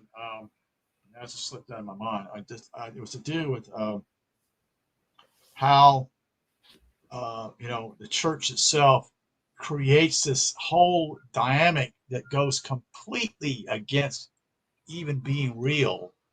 What I mean by that is that they have this expectation, even among their own people. Well, you must be like such and such, and the other thing simply was you were talking about when I was in seminary. They required, if you were going to quote unquote be a pastor or a church history guy, you would have to take so many units, at least 2 semesters of Greek and Hebrew. Hmm. And you were supposed to memorize certain things, such and such, da da da. But most of these guys are dependent upon dictionaries that are provided by, the Christian faith. So they would open up their books, such and such, and say, "Oh, this is what this is what this word means, such and such." And so they outline their sermons, which is homiletics, so to speak, to do going to a book that's actually produced by man instead of actually looking at scripture, you see. So they're actually, what's happening is simply they become dependent upon something man's created and not looking at the Bible itself. You see what I'm saying? Mm. And Yeah. so, in a way, that's how they come up to misconstrued what what's the word, that they have these ideas simply is that it's been, and there are certain seminaries that basically look at the Bible in, well, almost 99% of them, if all of them, are quote unquote look at scripture as literal. They don't see it being esoteric. They don't see it Mm. being simply a way of coming. It's like putting on new glasses. You see, they don't want to take off the old glasses. They want to, they don't want to take these off. They don't want to put a new pair on because, frankly, they that's why they don't. That's why they struggle from finding this, because simply if they do that, they have to admit that they're wrong. Their principles haven't changed. They say this passage in the Bible is about this subject. That's fair enough. That's fine. So all they're missing is the issue of salvation. They don't understand what salvation really is in realistic terms. It's a fantasy for most people. It's magical, like magical thinking. Magical thinking. When someone can't handle actual reality, they start inventing magical things because it makes them happy. And the world doesn't make them happy. So They associate unhappiness with the world, happiness with their own mind and their imagination. It's an escape. Yeah, that's right. It's escape, but that's what is life. You can see it in our modern terms these days. A Yeah. lot of it is actually provides. Even many people now, men especially, play games on their computer all day long or all night, whatever, and they don't want to deal with life because it's difficult. It's difficult to live here. There's no doubt about that. I'm not doubting that. You know? I mean, not that everyone who plays video games is escaping life. You know, they're just having a No, bit no, of no. fun. I'm just giving it. But some people do. Yeah, some people do. Oh, yeah, and they use anything to escape. Some people drink all the time. Right. It's a form of magical thinking, as if your life will be happier or better if you're slightly drunk. Sorry. That's right. I was just saying that they think their life will be happier if they're slightly drunk all the time, because it means you don't care about anything. When you have a drink, you stop caring. I didn't mean to conject that people just. Oh no, it's okay. I just want to make sure that people get that point. I'm very aware of when I say something, I always think, what are people going to think of that? Oh, I better say this as well because they're going to say that. You see what I mean? You have to sort of back yourself up sometimes, you know. Right. There's plan A. Let me get to plan B. Yeah, let me make sure they hear this because it's the point of what I was saying a moment ago, you know, because otherwise they'll go off on a tangent, and think I was saying something else. Now, do you want to continue to go more elaborate on so going Enoch. back to Enoch? There's quite a bit in Enoch, which is very much like Genesis. This is pretty much the same. It talks about Adam and Eve again, you know, the same sort of thing. It's almost like an early version of Genesis, Enoch. And they gave up on the idea of focusing on one person to start with, because this book starts with mentioning Enoch, and then it goes into Adam and Eve, you know. But the reason it's mentioning Enoch at the beginning is because it's starting at T0 with the ascended angel, who in this case is Enoch. Enoch. Yeah. What is if you look, okay? sorry. Go ahead, keep going. I'm sorry, I was going to ask. Well, no, carry on. I was going to ask. You brought up the word Enoch. I'm just thought to myself, let me look in this particular book and see what it meant. Yeah. Just curious. See if it's in here. Enoch, Enoch, Hebrew, initiated, meaning this past tense, meaning something's happened to him. Genesis 4:17. Here it's saying, sorry, I beg your pardon. I was going to finish it, and then I'll let you check. The spiritual consciousness, which is the, quote, city built by Cain after his repentance when he turned east to the light of truth, becoming a illuminated soul, illuminated soul, and begetting a son in his likeness, S-O-N, Enoch. That's what this says here. Go now. You can share what you want to share. So that's all exactly right. What you just read out there is really well said, actually. Well said. Yeah. I mean, the other explanation for Enoch, the meaning of Enoch, is dedicated, trained, disciplined. That's strongly suggestive of an initiate who has ascended. They become disciplined. You know, you're in charge of yourself. Well trained, mentally well trained, and experiential as well. Dedicated. That's right. You have a dedication to truth as an angel. So all these things are pretty good at explaining the nature of Enoch. Of course, the book of Enoch starts at 0, as I said, with Enoch in the ascended position. And that's why he's there at the beginning. Your explanation there, can you read out that bit again, what you explained, actually, because that was really interesting. So, again, this is Enoch, Hebrew meaning initiated, meaning it's happened already, meaning it's ED at the end. And it says, the spiritual consciousness, which is the, quote, city built by Cain, C-A-I-N, after his repentance, when he turned east to the light of truth, becoming a illuminated soul, meaning happening to him, and begetting a son in his likeness, Enoch. So Enoch, in a sense, is so they do this a lot as well. Jewish writers, they're either talking about the cloud or the person who's acquired the cloud or the angel. Sometimes you can't tell the difference. Sometimes they mix the two together, or they generalize a bit. So Right. here, in what you said there, they're specifying that Enoch is the cloud, but really Enoch is an angel who's acquired the cloud. So producing a son in the likeness of oneself, the cloud reproduces the cloud. It doesn't do it directly. It reproduces the means by which it can be reproduced. That's the truth of it, because it takes God to make it in you. Okay. So what you said in that passage there, Cain makes a city. Yeah, well, Cain, we are Cain. Before we ascend, we are Cain. Every one of us represents the Creator. So I used to be Cain, now I'm Abel. You see what I mean? That's that's the principle there. So he makes a city, the city of God, the holy city, the cloud of heaven, as us. That's what we do, but we do that with God. Yeah. So that's the correct statement. I'm going to add something else here, because below here it says, after the Enoch part, it says Enoch of the Sethian, Seth, Sethian, line, Anointed. says a true initiative who continually, quote, walks with God, end quote, in a spiritual fellowship. This is the higher consciousness on earth, called in the New Testament being, quote, risen with Christ. The fruit of a life of consecration. Yeah, that's a very good description. Actually, that's an angel. You just described an angel. Yeah. That's right. So Enoch does the same thing as Genesis. It goes round and round in the same cycle. It goes around the creation cycle. From the start of creation to the end with us when we ascend and become angels, that's the end of creation. That's referred to as the end, the last day, or the third day, same thing. And that's what Enoch does as well. So it's an early version of Genesis that wants to go around the cycle to emphasize the purpose of life is salvation. That's why they quickly go around the cycle. That's the only purpose in life. Yeah, it's the function of it. You can do what you want with life, right?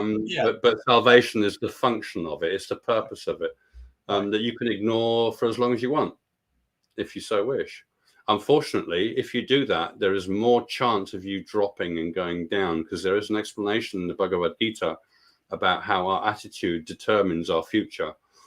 So if I'm thinking and contemplating a lot, I'll naturally gain understanding of things much better than somebody who doesn't think about anything. And as a result, I will rise higher towards the spiritual nature, which is full knowing and understanding. But if I ignore that and I go with my senses all the time, and I spend all my time with my senses, indulging, self-indulging, indulging my opinions, I don't care about truth, you'll spiral down. You're slowly going down, further and further down. You're creating your own personal hell by doing that. You end up in your own hell.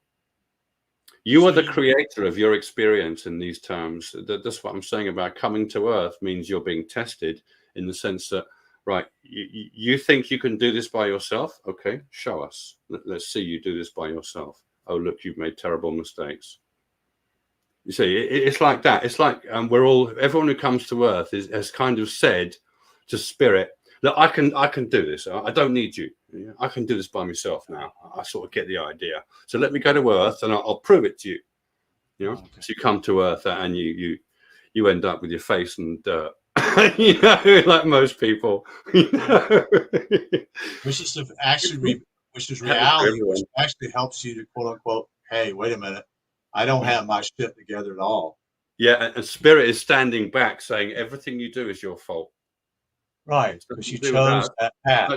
Don't blame us. You come back out of it. Don't blame us. There's nothing to do with it. You said you could do it. You prove it to us then. Yeah. Right. Earth is a bit like that. Because we stand on our own, because of that, it kind of suggests that we're here to prove to ourselves what we are, as it were. You know, it's almost like, and there's a sense of discovery with it as well. So you shouldn't come to Earth fully knowing, because what is there to discover then? Right, right. There would be no need to even try to, quote unquote, to run what I would call a marathon to find the truth.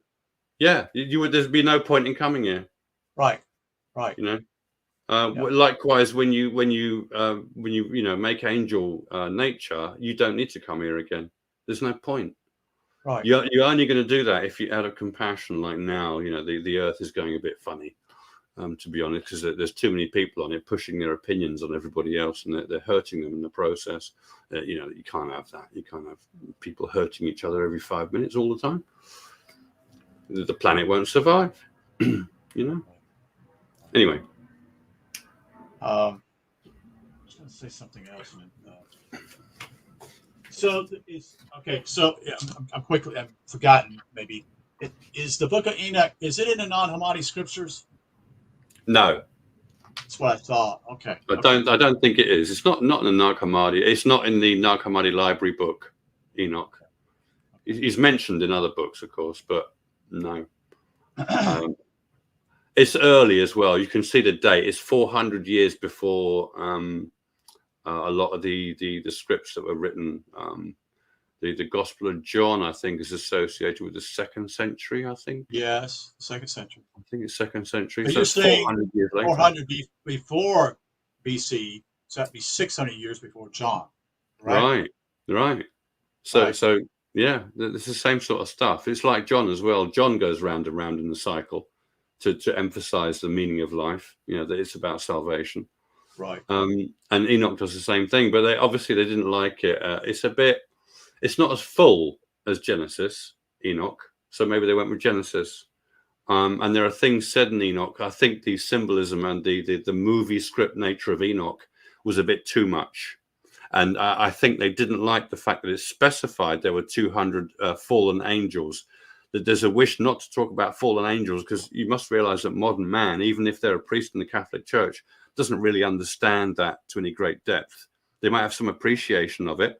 But if I said to them, did you know that all humans are demons? They'll say, no, you can't say that. Demons are disembodied spirits that are evil. No, they're not. They are that as well, but look at them. They're everywhere. Everybody on this planet is a demon. Everybody on every planet in the universe is also a demon. So when people say aliens are demons, that's actually true. It's actually true. Some of them might be angelic. It depends. Obviously, you meet different people on Earth. Some people are good, some people are bad. Same with extraterrestrials. Some of them are bad, some of them are good.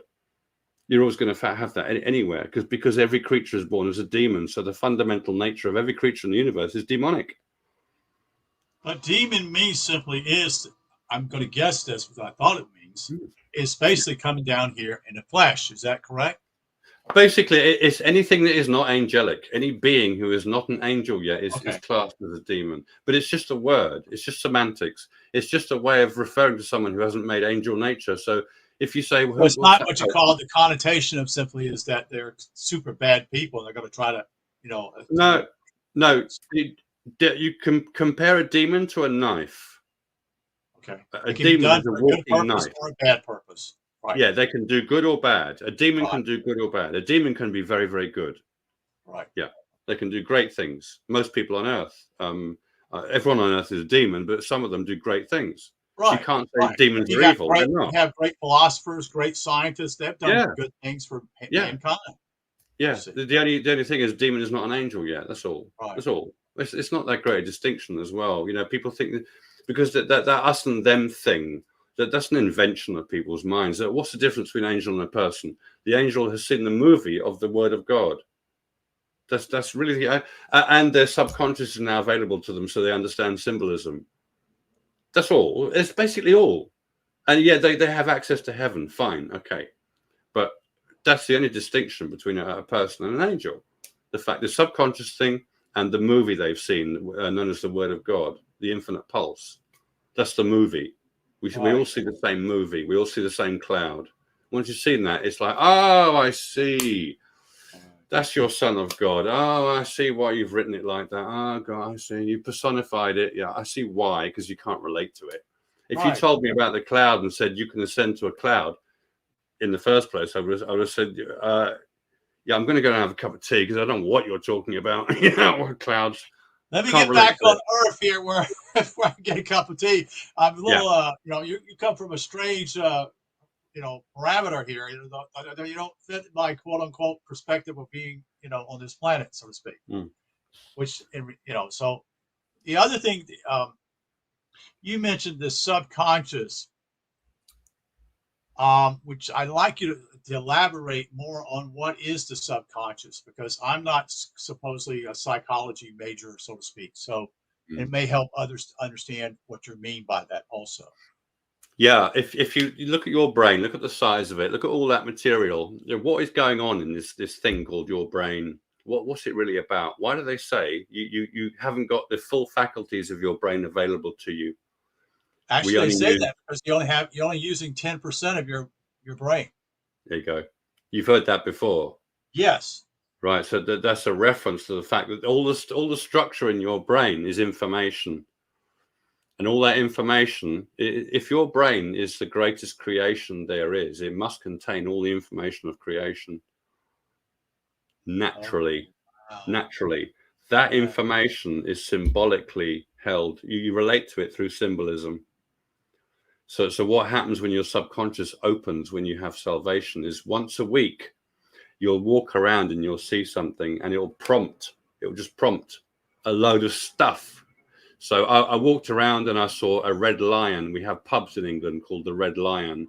And I work just around the corner from where I work is a sort of walkway, like an alley between two buildings that has a physical symbol of the red lion above it. And it's called Red Lion Walk. Okay.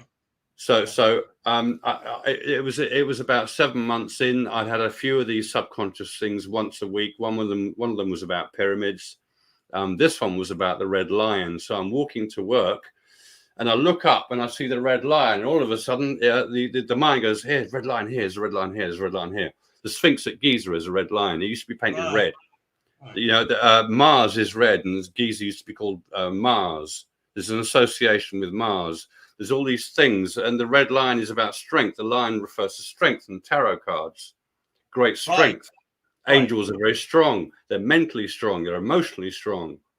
Right. Yeah, you can't bring them down. They're too strong. So strength has something to do with that as well. And then you look at the royalty, the red line associating itself with royalty. And now you realize that royalty are illuminates. Not that people born into a royal family are automatically illuminated. Nothing like that at birth. No, you must become illuminated to be saved. The illumination is salvation. Right. But royal families have come from somebody that was an angel. That's why they're called royal families, because they have access to that information personally in personal terms.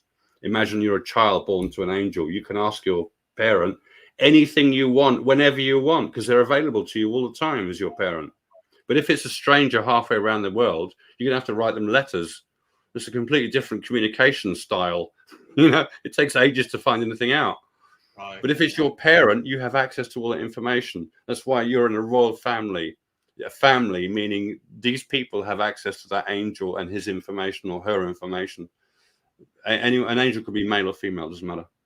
Right. People say, I've heard people say angels are always male. No, they're not.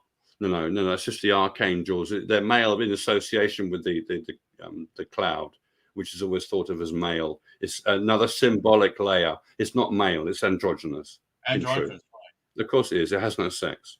And it creates everything. So it must be behind sex, the sexuality of polarity, or the polarity of sexuality or gender. Right. You know, now, so you say red, you mentioned red line, my naturally being American, you know, that the line has always been somewhat a symbol of England. Am I correct? Yeah, that's right. The English lion. Yeah. Okay. And so let me ask you a question here. And naturally, America is not seen as a lion; it's seen as an eagle. Ah, yeah. You see, like John. Yeah. That's one of the creatures. A lion is one of the creatures of the throne of God. Is usually spoken of in terms of the four elements. Right. And in this case, the four elements are referred to even more symbolically as the four creatures. Correct. Right. Which is in the book of, I think it's Revelation. Also. Revelation. The four creatures of the throne of God. Yeah. The eagle, the man, the lion, and the ox. Ox. Right. Yeah. Those are four zodiac signs. The man is Aquarius. The ox is Taurus. Leo. Right. Lion is Leo, obviously. And the bird refers to Scorpio. Right. The other one's kind of misplaced because at one time No, I'm getting that wrong. I'm thinking about the crab. Sorry. Oh, it's Aquila, the eagle. Aquila. It's another. It's a constellation in the house of Scorpio. Right. Right. So you can use that one if you want instead of the scorpion. Yeah. We You can kind of got even away. I asked a question about subconscious. yeah, but we're exploring that now. You see, just by talking about this symbolism, we're exploring that.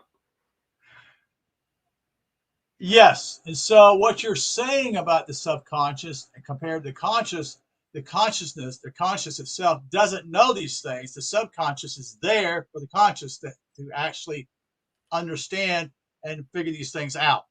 Yeah, and you normally access the subconscious when you dream. Correct. Right. Your dreams are coming from your subconscious. That's the nature of the subconscious. It's all symbolism. So you might have a talking giraffe in your dream that tells you something, but that's your own mind talking to you. Okay. It's coming from your subconscious. So you have access to your subconscious only when you're very, very relaxed, like when you're asleep. It's interesting the word subconscious meaning divided in some ways. So Below. low, yes. Below. It's hidden below, like the abyss is hidden. Right. The But it's word infinite, so it has so much information. Yeah. in reality, it seems to say to me, is subconscious as though it's a sub part of consciousness. So meaning it's below or not of standard. It's kind of inferior, we would think. No, it's short for subliminal. Oh, okay.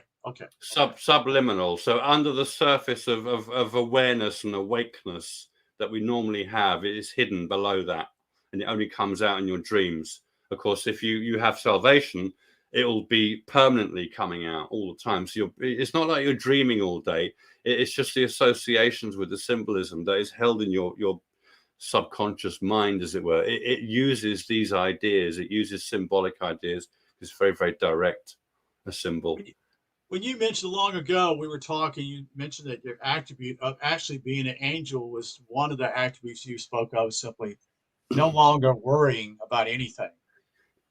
That's right. So you're no longer caught up with the whole mind itself always being busy and itself being always worried or fearful. No. See, which is a negative attribute.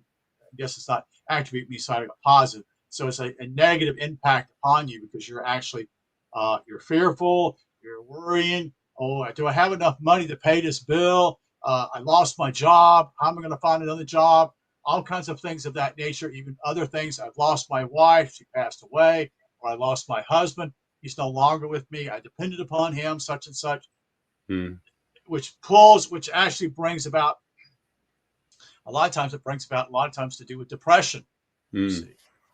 Yeah, it's not going to change your inner status on death. It won't change that. See, things that happen in your life do not change your status. It's what you do about what happens that changes your status. Likewise, you must pursue salvation. There must be a reciprocal way back.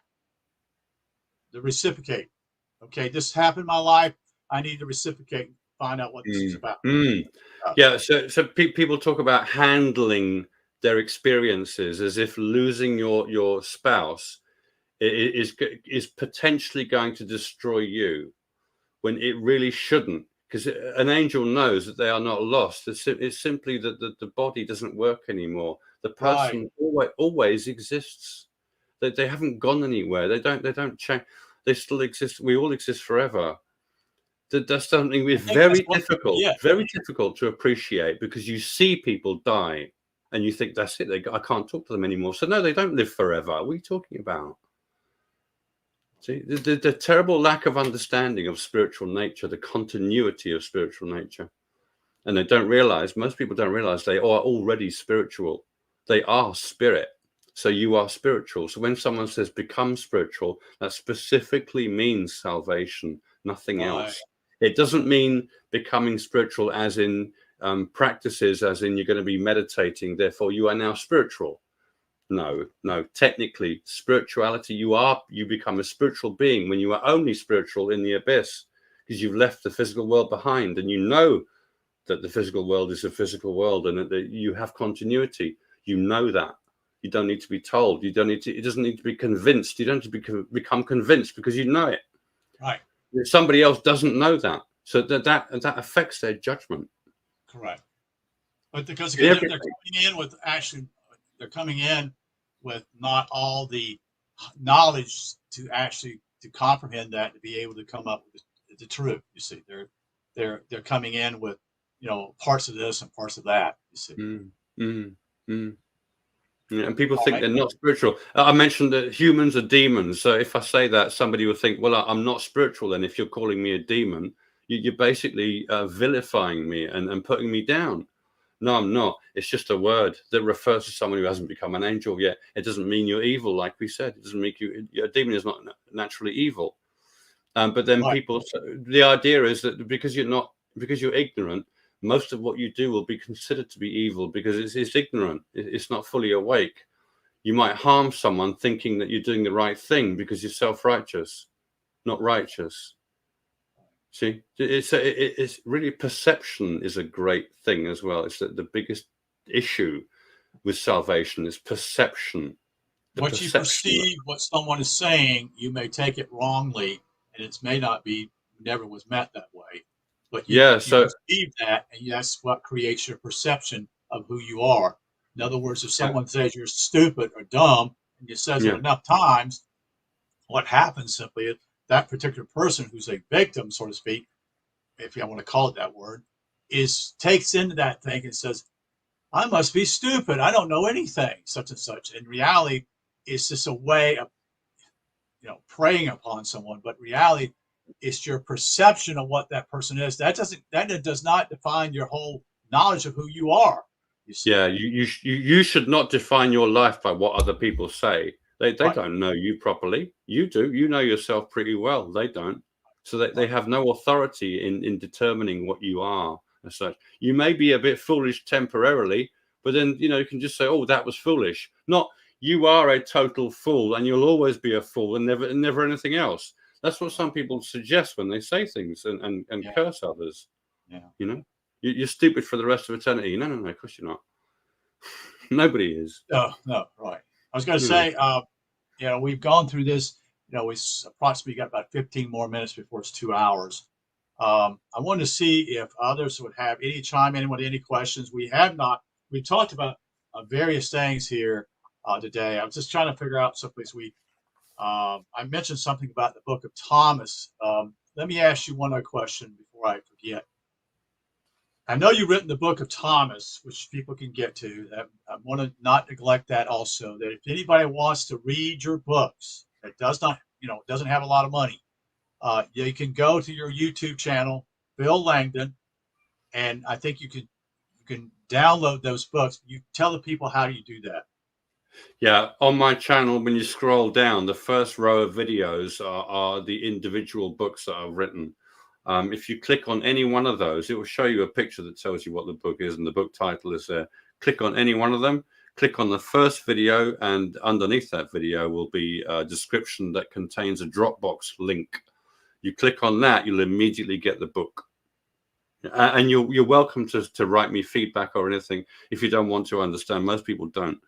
But if you want to tell me about what you think about my book, even if you think it's terrible, I'm all ears, you know, because I'll learn why you think it's terrible, and it'll help me make it better next time, maybe. But then with these kind of texts, you know, the Gospel of Thomas, I can't change anything. I can't rewrite the Gospel of Thomas. All I can do is tell you what it says and what it means. So you've written how many books? You've written Zeb Tepe, right? Yeah, that's that one. Okay, you've written a book here. I've got a couple of them here in my library. You've written a book on also the deal with what I call the Book of Revelation. You've written a book also. I've got it somewhere here. Another book I've got here. Here it is. Let me find it right quick.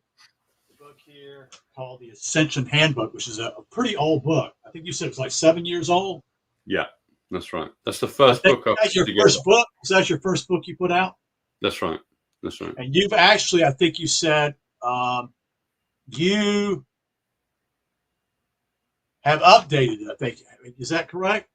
Yeah, I was updating that book until I wrote basically a new version of it, which ended up being called The Cloud of Heaven. Or The Cloud of Heaven is Heaven is a cloud of leverage. That's right. It's that book. So right. that's the sort of latest version of the Ascension Handbook, if you like. It's got more in it, and the explanation of the nature of creation is more complete in that. And you wrote also the Book of John, and also Yeah. the Thomas, and also the Book of Revelation, and now just recently went over it last week or the week before, the book of Genesis. Genesis, yeah. So, yeah. Is that? Let me ask you one quick. Is that the lady who does? Is that the lady that does some artwork from here in the United States? Do your book covers, or you design them yourself? No. Kate. No. She does symbolic paintings. No, I usually take classical paintings and put them on the cover of the book because the painting will have the information of the book in it. Right, kind of reveals something. Okay, it kind of basically says the subject matter, so to speak. Yeah, like Zep Pepe with that. That's right. Here's William Blake's drawing or painting of the Creator. Right. For instance, you see the blood red moon behind him. It's blood red. Right. The moon. The moon has turned blood red. The sun's turned black, like a sackcloth made of goat hair, and the whole moon reveals your ascension. That's salvation. This is salvation. This is T0 right here. In fact, it'll be like that, T0. So here is the ascended angel. There's a position of the ascended angel. Okay. And this creator here, this is a cloud. It's Jesus Christ right there. And notice he is doing what looks like creating duality. Right. It's also the top of a pyramid. It represents the capstone of a pyramid. Yes, it does. Yes. Yeah. So I didn't know if you got your ideas maybe or her doing the artwork, because she does very splendid artwork, and I thought, well, maybe she does something of that nature. And then I thought, well, that's basically from William Blake. Kate Banks. Yeah. So I was going to ask you something else. So anyone that wants to ask a question, I know I got a question here. It says, I think Mr. Menz is making fun or is poking. The Gospel of Phil in the pipeline? So, do you want me to go through it? You seriously want me to go through the Gospel of Philip? Oh, I think he's referring to you, I think, because your name Phil. No. I don't know who asked. Somebody asked me to do the Gospel of Philip. I don't have any problem I don't have any problems with many books you put out, because I learned something from them, Yeah, but I just thought when I read it, you see, I thought I don't know why anyone would want me to explain what that, because there's nothing to explain as such. It's self-explanatory, the Gospel of Philip. Mr. Menz, I knew he had to say something. He said, no. He says, your own gospel. That would be the Heaven is a Cloud book. That's the book that I put my stamp on. That's my book, as it were. Okay. Everything else is text that I translate or interpret. Okay. See. Yeah, Mr. Menz is playing with you, I thought here, and he's like, oh, the Gospel of Phil, the pipeline? No, they're thinking, I guess, Philip, I see. Philip, do that one. Next, is that the next one? But I was thinking, it's going to be a book about you, Phil. What's happened to you? And it's like, no, that's not what it's about. So my gospel is Heaven is a Cloud of Leverage. That's my favorite book that I've written. Right. Okay. Yeah, I put everything in that. Yeah. Okay. It's a little beauty, a little treasure trove. Yeah. How can people actually? I'm going to ask this question because I don't know how you do this, so I'm just going to say it, and then you can tell me yay or nay. Yeah. Do you ever take what I call personal correspondence from others? Yeah. People email me all the time. I mean, there's a couple of guys I talk to on a regular basis. One's in Holland, I think, and one's in the States. We just talk about random stuff they want to know, because they know I know about that, so they ask. I don't know what to ask them. I don't know what their speciality is, but they're interested in this subject. So yeah, I have correspondences with people. Yeah, there's not a problem. If you want to email me, just email me. I'll answer any question you have. Any question, even if it's difficult. The more difficult, the better. Yeah, so then I can prove what I'm saying by answering a difficult question. It proves that I know what I'm talking about, you see. And it's not about me. It's not about me. It's about truth. It's about Well, it's truth. actually revealing the truth. That's what that's, we Yeah. like you a lot, Phil, but the truth is far more important, which is what you're Yes. trying to convey. That's right. It's more important than me. Nothing against you. Saying simply, there's only, as far as us English people, as far as I know of, you're the only angel out there we know of. So we need to ask questions, so to speak. And I'm, such and such. Yeah. So I do love bringing this stuff back down to earth into reality, because there's too much fantasy going on with these texts. yes, they are. Which Too we were much. going to talk a little bit about. That was to do with the book by John Lash. Yeah. The Yeah. Archon, Yeah. because he considers them, bad people, and it has nothing to do with. It has nothing to do with. It has nothing to do with people at all That's right. whatsoever. Archons is just a structure of reality. Yeah, it's just. Yeah. That's all. It's Basically the framework. The Archons reveal the truth and reality, and it's symbolic also. Yeah, that's right. That's right. That's absolutely true. Yeah. And the whole idea simply is, I have a question here real quick okay, here's a question from Mr. Menza. Does Phil have access to divine knowledge / IE dash, sorry, I should say dash, IE dash, if he doesn't know something, can he meditate on it and be given the truth per like Akashic records? Yeah, there is that. I did that with the Great Pyramid. I wasn't exactly sure. When was that? That was it was So 10 months. you were able to tap into the Akashic records. Yeah. Now, are we all can do that, or is it basically only angels can do that? Some people can do it. Some people can access their subconscious better. I think when you learn symbolism anyway, it helps you access the subconscious better anyway. And all I did, if I describe what I did, you can tell how it works, because I didn't know about that. So I was testing that specific idea. I was testing 10 months after salvation. I was sitting on my own in my front room, and I was thinking, do you know what? If I'm this fantastic illuminated angel, isn't it? Can't I just ask anything and get any answer? Right. I thought, well, what if I can? Let's. I can find out in 2 seconds. Let's test it. Let's find out. Right. So I sat down and I thought, I want to know what the Great Pyramid is. I really do. I want a succinct answer. I don't want some, another explanation that you have to argue over. No, I want the truth about the Great Pyramid. Tell me what it is. Why did they build it? What's it for? I know it contains information, but what's the ultimate truth about it? Right now, as I'm thinking that, I'm thinking, I don't know whether you've seen that. If you look at, there's a map of the world. It's in black and white, and it's got a vertical line through Giza, and a horizontal line through it as well. And what it's saying is, along this line horizontally, that is the most amount of land mass on planet Earth.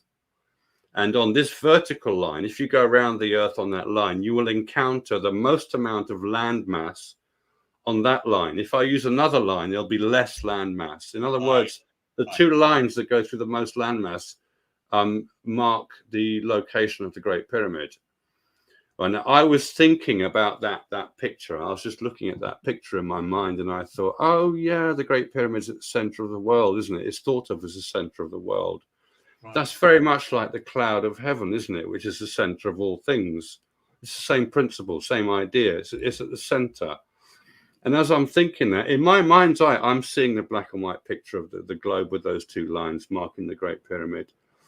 Right. And as I'm looking at it in my own mind's eye, it's just suddenly gone and replaced with a black void and a big grey ball. It was a big spherical ball. It was grey, and it was rolling towards me like that, rolling towards me. So what was behind as it's rolling is now coming into view on the horizon, and there's a single pyramid on the horizon of this ball. It was really close to me. It was rolling towards me like this. and over the horizon comes this pyramid. And as I see it, there's no writing, but I'm told, or I know instantaneously, that's the Great Pyramid, and that's the pineal gland of the earth. Where'd that come from? I don't know. I never thought of it like that before. It told me that's a pineal gland of the earth. Here it is. And as I'm looking at this grey ball with the Great Pyramid by itself, a papyrus slides into view over that. Just came into view. In my mind's eye, fully clear, crystal clear. I've reproduced it. It's in Heaven as a Cloud. It's reproduced in that. Right. And it had a top half, lots of writing all over it, and a bottom half with pictures of Osiris, Isis, and Thoth. So it's very Egyptian. Where'd that come from? I don't know. I don't know. If you want me to explain where that come from, I have no explanation. There is no explanation. It said clay is information that makes bricks, that makes pyramids that are capped to become diamonds. Right. Maybe you share. There's the great work. The whole it's a process theory of the great work. That's the great work. What's it doing on a papyrus appearing in my mind's eye out of the blue? Where'd that come from? I have no clue. I can't explain it to this day. I can't. I was looking at it. It was crystal clear. I didn't write it. I didn't come up with that. I didn't invent it. Nobody showed it to me. It just appeared in my mind's eye as an angel. So there is an example of how it actually works. You can get answers to things that you don't normally get answers to. But how to apply it, you must have a thought of the thing in the first place. So if somebody asks me a question about a subject I know nothing about, if they say, we want to know what the geology of the rocks in the strata under the earth 200 feet down is, apparently you're an angel, you can just ask God and he'll give you any answer you like. I wouldn't be able, I wouldn't be able to come up with an answer to that, because where do I start? What am I looking for? What am I picturing in my mind? Asking about the Great Pyramid, I just picture the Great Pyramid. It's very easy. Right. But if you want to know what is under the ground 200 feet down or 200 miles down, I can't tell you. I don't know. I won't be able to find out either unless I read it in a book, a science book or something. You see, so the nature of what you're asking about is important as well. It has to be appropriate. Asking it has to be specific. Yeah, if I'm asking about the symbolic nature of the Great Pyramid, why it was made, it's quite easy to answer that subconsciously, because the explanation to that is a foundational principle in reality. It's about containing information. But if you want me to tell you what somebody in the next room is thinking, I can't tell you that. I don't know. Do you see what I mean? So there's this distinction between what you can and can't find out. You know, you have to be reasonable about it. It must be reasonable, and it must be practical in a way. You know, it has to be something you can think of in the first place and fathom. I also noticed that if someone asks me about some word I've never seen in the Bible or something, I don't know what it means, I'll look it up. And as soon as I see the explanation, I know what they're talking about. See, somebody else might not do that. They might not say, oh, it's a cloud. Yeah, see, it's just another way of referring to the cloud. Somebody else might not be able to do that because they don't know about this repetition that Jewish writers have. They're obsessed with the cloud, utterly obsessed with it. They're so obsessed with it, this is the only thing they write about. There's nothing else. You mentioned, we were talking, one of the first broadcasts we did, you remember the broadcast we talked about something to do with ley lines, and then eventually we led to what I call the Easter Island situation. And then you represented, no, you didn't represent, but you shared the story that basically the statues there, that the so-called Eastern Islanders were there, chose to create these huge, what I would call made out of rock or dirt, I guess, whatever, clay or whatever. The idea simply is that the hat, the head part, was painted in red. Okay, this is all symbolic. Okay, and most people don't understand. So I'm going to say this to you. What is that whole idea behind the head being painted red from Easter Island? Yeah, they represent the ancestors, the idea of ancestors who became angels. Why would you want to represent those kind of people? Because it's the purpose of your existence. So it's the most important thing there is. So you're going to commemorate the most important thing there is, and that is the salvation of a person. So they put the red hat on top of the head to say, this is lamb's blood. This person's head is now full of lamb's blood. And lamb's blood is the seraphim. It's the stuff, it's the light pouring out of the cloud. It has beams of light coming out of it, this cloud. Right. And those beams of light are referred to as its blood. The cloud can be taken as the body of a sheep or a lamb because it's young, so it's a lamb. And light is coming out of its body, so it's bleeding. It's lifeblood. So it's a symbolic association with salvation. To paint the head red is saying this is salvation. So if those stone statues have a red top to them, it means that we are commemorating salvation, and these represent our ancestors who made it in the past. They may not have come from Easter Island, those people. They may have gone to Easter Island in the first place and developed, and they chopped all the trees down. Yeah, I remember reading. Actually, I even didn't even know where Easter Island was until what I would call a shortwave report, meaning that someone took their radio and went there since it was a quiet place because there's no electricity at that point. As far as I know, it may not still be there. Could be. So there's no electrical disturbance whatsoever. So someone could listen to faraway stations by a radio elsewhere. Yeah. I would say also that has to do with simply, pretty much has to do with also to do with ley lines, which reveals simply it would be conducive being crossing because there are many ley lines that come in that vicinity that cross, which would also realize that you probably could be actually the magnetic part of that could have an effect on you if you're. Yeah. Right. Yeah. Just to let people know, ley lines are very weak in comparison to industrial electromagnetism. And that weakness in comparison to the modern world is why it is ignored, as if it has no function and can't be used. That's true. You can't use it industrially, but you can use it personally. We are sensitive to these things. And the reason there are ley lines in the first place is because our planet is basically a large crystal. And the crystal is operating in conjunction with its sun, the star that's nearby, our sun. It makes our planet vibrate at all sorts of different frequencies. Right. Yeah, so if you take a crystal and you vibrate it, it'll produce electrical current. See, it's called piezoelectricity. So the Earth is a great big piezoelectrical crystal, and it's responding to the sun, and it generates charge and currents all over its surface inside the ground, as it were. And these are what we refer to as ley lines. It's just weak electromagnetic streams. They're weak, but they're not weak for us. They're weak for industrial purposes. You can't use it for industry. That's why people laugh. Ha, ha, ha. You think they're ley lines. Inferior. They think it's inferior and say, well, look what man's quote unquote built. Okay, go ahead. Sorry, I beg your pardon. I'm just going to say they think it's hippie. Yes. Silly. Yeah. Silly. Yeah, pointless. It doesn't help you with industry, therefore it's useless. It's a bit like that.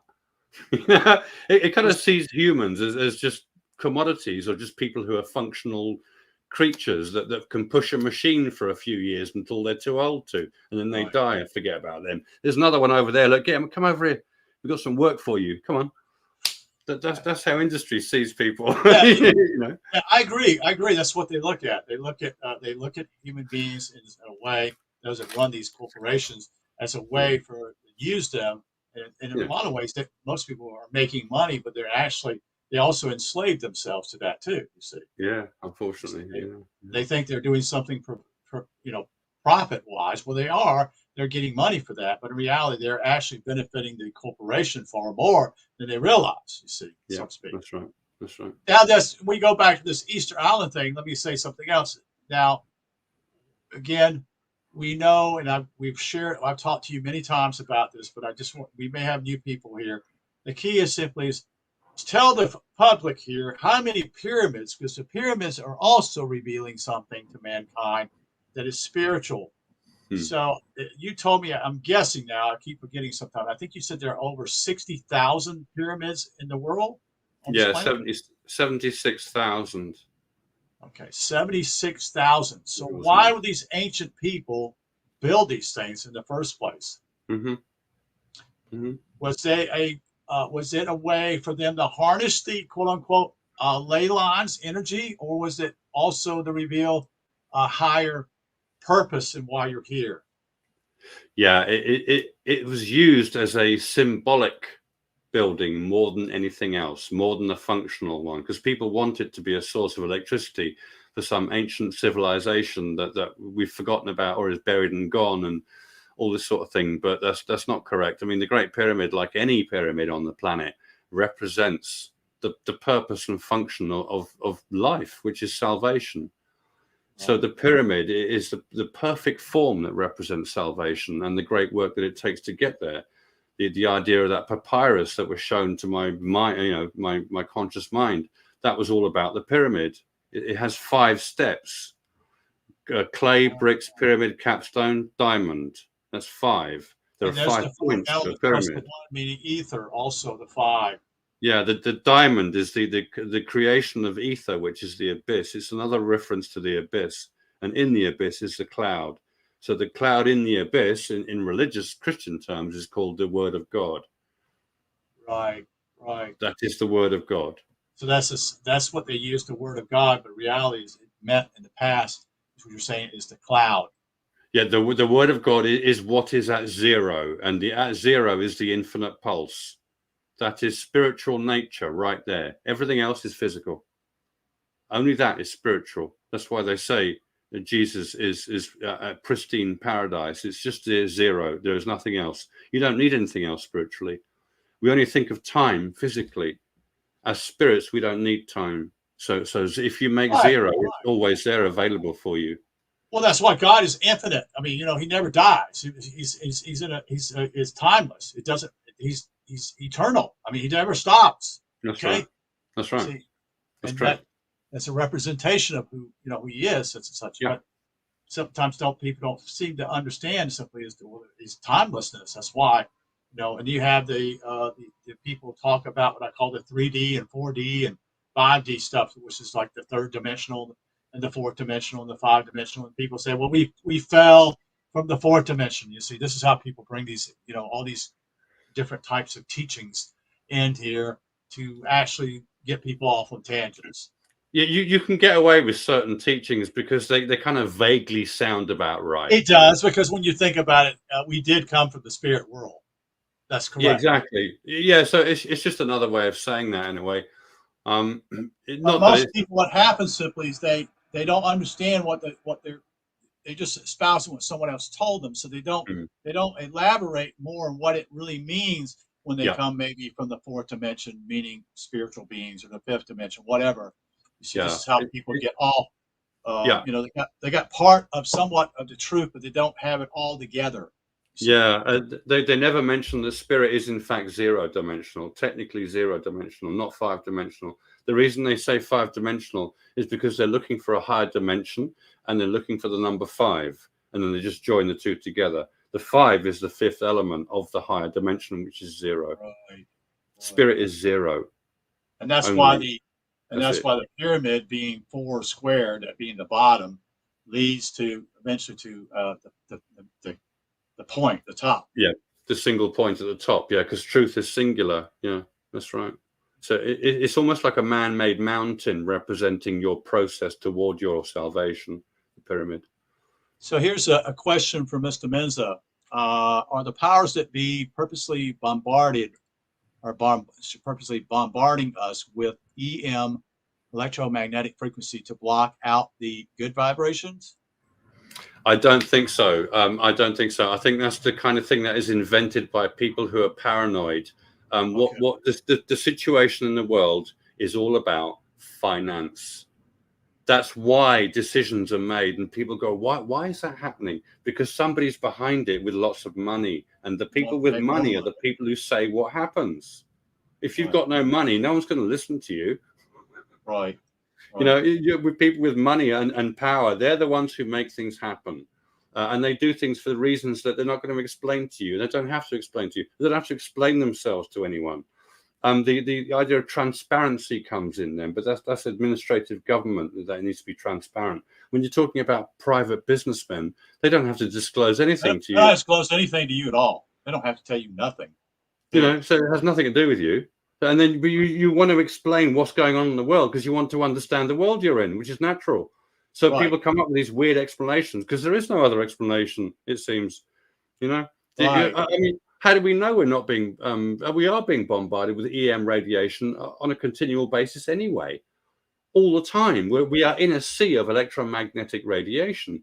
It's constantly in the atmosphere from thunderstorms anyway, at certain the Schumann frequencies between 5 and 8 hertz, which relates to our brain. That relates to our brain. Our brain corresponds to the Schumann resonance. And what resonance is that? Is that 6 point something? It's between 5 and 8. Yeah, it has the range between about 5 and 8 hertz, which is. And what is the other frequency they call? It starts with an S, SOL, Sojetta, or something of that nature. I'm not sure. I'm not familiar with that. It's SOLIGETTO, something like that. I don't know how to pronounce. I'm sorry. I don't know. Not heard of that. They're talking about that frequency. So what you're saying is simply, is that what the frequency we were talking about earlier, but not the EMF, but from the quote unquote, it's a natural sound of the earth, is actually beneficial to our brain. Correct? Yeah. Which helps us in reality. Why some of us go out in nature to get away from all the noise. Yeah, so some people are going to be more affected by the artificial electromagnetic radiations from towers and what have you. It affects people differently. Most people don't worry about it. It is tested. It's tested in areas where they can see the reaction of people. If everyone in the area suddenly goes mental and starts, buying baseball bats and beating each other's cars to smithereens, something's gone wrong. And they're being affected by what you're transmitting. So no, I don't agree with that. It's a very conspiratorial idea. I don't agree with conspiracy because I'm so aware of the financial background to our world. That is what's driving things. That is driving things, not conspiracy to harm people. No, it's about money. It's all about money. That's all. Well, that's why on the dollar bill, it says, "In God we trust." Most people think that's referring to God, that is, the supreme God. But no, what they're saying is this piece of paper represents God. That's what I sense. So there are all kinds of in mathematics you call that mapping. You have an idea that has a structure over here. We're going to repeat that structure over there. So the metaphysical idea is that there is a kingdom, there's a place. So we're going to repeat that on Earth, and we're going to have a kingdom, a centralization with wild land around. So we're going to mimic the spiritual situation on Earth. You don't have to do that, but that's what people do. Yeah, Mr. Menzies helped me out a little bit here. He called. I don't know how to pronounce this. So I'm just going to spell it to you. Spell SOLFEGGIO frequencies. Oh, solfeggio. Okay, I know. Sorry. Yeah. That's okay. Yeah, it's just a set of frequencies. I mean, you may as well say that certain music and certain songs affect people negatively as well. If you're going to talk about frequencies, because songs have all sorts of frequencies in them. Right. Why do people not say there's a conspiracy to write songs that are affecting people negatively? Well, lyrics do that well enough. You don't have to go to frequencies. You don't have to listen to music. All you got to do is listen to the lyrics, what they're saying. Yeah. That affects people far too much already. Right. That's why you have the music of today, what I would call it, and I'm older, but when I listened to rock and roll in the past, it was a lot to do with the guitars and the singer.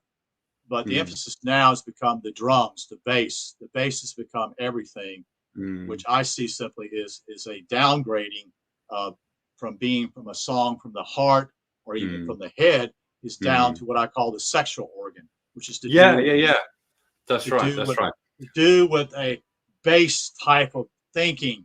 You see, in other words, instead of what was somewhat part of the Enlightenment, so to speak, was to lift man up So that's why they provided art, great music, like composers who created this stuff by just simply doing it, creating it out of their own mind and putting this music down, you see. And it was to uplift mankind. And now the music today is all about degrading man. I don't know if you see that or feel that. As I'm being 64 years old, I'm really turned off by what I call people who, quote unquote, have to play their music so loud that everybody else has to hear it in the neighborhood. My point simply, what's the issue here? What it's saying simply is revealing you've got a problem because you don't respect other people's boundaries. People don't want to listen to your kind of music. If you like to listen to that music, just put a pair of headphones on and leave us alone. But anyway, I'm just kind of got off tangent here. But not. In fact, I don't think you do, because that takes us straight into the hippie nature. It goes right into hippie nature. Hippie nature was a sort of almost a social experiment in a way, partly a social experiment, I think. Well, it was hippie deals was simply sort of was to go back to the land or get into nature. Let's get back to our sort of what I call roots. Maybe that's not a good word, but that's just what I'm thinking of. Yeah, I actually had a conversation with our security guard this morning about this. Funnily enough, we were talking about the similarities between certain kinds of thinking, like hippies or Nazis. You wouldn't associate hippies with Nazis, but there is a similarity. Not that hippies want to go around hurting anyone or anything like that. That's not where the similarity is. The similarity is in the nature of brotherhood. Yes, hippies are all we're all one big family together. Or commune. Yeah, we're in a commune. Yeah, it's that kind of thing. It's very communist. It's very hippie. It's very communal. Right. It's certainly not capitalistic, where you gain access to more assets than everybody else, and you end up competing against everybody. Well, even though in my study of church history, there were groups that basically, when we talk about the flowering, so to speak, it also went off on tangents. And what I mean by that, in the 1500s, there were groups like the Anabaptists went to a Greek, but then eventually that group became, and it has become in certain ways, the Amish have become what I call communal living, which reveals simply it's a communist view of perspective. Even what's his name who wrote the book? Henry Thoreau. Oh, sorry. He was involved in that in the 1820s here in America. That's right. And so he's involved with that, what I call just have a communal type of perspective. Let's all live together, such and such. Well, guess what? It didn't work. People had other ideas of what they were going to do. And some were going to say, I'm just going to be here and live off the land, and I'm not going to work on it. I'm just going to get what you do. You see, that wasn't very communal. That's right. There you go.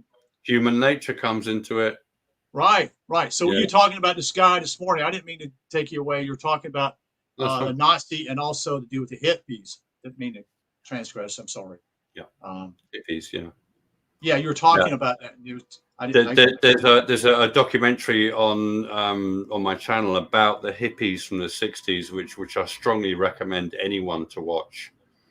It's extremely revealing about what really goes on in the mentality of a hippie, which we see in today's world, has come down through television and media. It's been promoted because it makes money, because it's about young people, because it represents the young people back to themselves so they can relate to it. If you can't relate to it, you ain't going to be interested.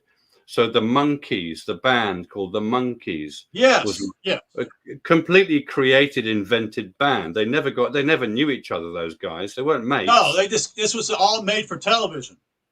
Yeah, right. And it's because of the Beatles. The Beatles are successful. Okay, well, they're successful. That's what people want. Let's just produce more of that and make more money. Right. Pretty simple. Right. And they didn't even get along. The Monkees didn't get along with each other neither. No. Yeah. And you're also gullible. Pardon me? You're also gullible. I'm going to sell you thousands and thousands of rock groups for the next 50 years. And it'll ingrain itself in your society. You'll start to think it's normal. The nature of being in a rock band is one of the worst things I've ever encountered. I worked in You were Thailand. involved in that. You were involved in that. I was. I worked in Thailand for a year. I will never do that again in my entire existence for the rest of eternity. I'll never go into that thing again. It was good fun to a certain extent, but the rock and roll lifestyle will kill you. It nearly killed me in a year. Yeah, it's a lifestyle. Basically, you eat a lot of junk. You don't get any sleep, and you pretty much party all the time, so to speak. It's not just that. The whole principle of the hippie is I will do what I want. Oh, that's right. The problem. That's the independent spirit. That is pure self-righteousness. Yeah, it's because you know what? If we have a communal fellowship, so to speak, and there's us to say there are women and men involved, that means simply is that, you know, if we're not married and I can get involved with another relationship with another woman, and it's communal. So it's, you know, she agrees and I agree. We can do whatever we want to do. There you go. You do what you want, which is associated with Aleister Crowley and demon and devil worship and demonism, in the sense that he wrote a book that says, "Do what thou wilt" is the whole of the law. Yes, do what thou wilt. Right, which was revealing. Do what you want to do. Yeah, he failed to mention and face the consequences. Yeah, that's the bit in the sentence he forgot to write. Yes, but that parallel is also, when I think about it, in the radio, I grew up in the 60s. I was born in 60, didn't listen to rock and roll until basically the mid 70s. I think the first song I actually heard on the radio was Don McLean's song was what's it called? Bye Bye. American Pie. Yeah, you play that. Which was a very strong song. Very much symbolic in a lot of ways too. Yeah. And but eventually we adapted to certain, there's what I call genres, and there's usually basically every 10 years it's a different genre, so to speak, and it takes place over what the old genre was, meaning there's a different type of music, you see. Yeah. But the problem is simply now the music is so bad, it's not even worth even paying anything for, because it doesn't elevate. What I mean by that simply, it doesn't make you feel good. It actually makes you feel bad, because the music is derogative towards your nature, meaning it actually harms you spiritually. Can do, yeah, it can do. So, but I'm, that's right. Anyway, we better stop. Yeah, because it's like 2 minutes, 2 hours and 27 minutes. Although it's good to see you people. There were quite a few people who've been on here, as many as 6 or 7 people, and there's 5 people. If the 5 people want to say something right now, you can say something. You want to ask a question, you're more than welcome before we conclude. Ask me anything you want, anything you want to, anything about anything, and we'll see. They probably won't. It doesn't hurt to ask. I mean, but that's what this is all about. I mean, I'm here also to learn. I don't know everything. I don't claim to, and I don't want to think I do, because that's self-righteousness. Even an angel doesn't know everything just like that. They know principle, but they I don't know what Joe Bloggs is doing in Argentina right now. I don't even know him. Right. The other thing, simply, I was going to say one thing, was that I had it on my mind here real quick. I would actually encourage people to get any of Phil Langdon's books. They're free of charge. You will never have that opportunity. Most people charge things for it. You were talking about the gentleman, John Lash. He's going to charge you money to that book, you see. He's going to such and such. Who's the other guy? Who's also Ray? You know who he is? The guy goes around. Hancock? Yeah, Mr. Hancock. His perspective on the quote unquote the flood. Yeah. He pushes that to this day. Yes. Yeah. He doesn't know.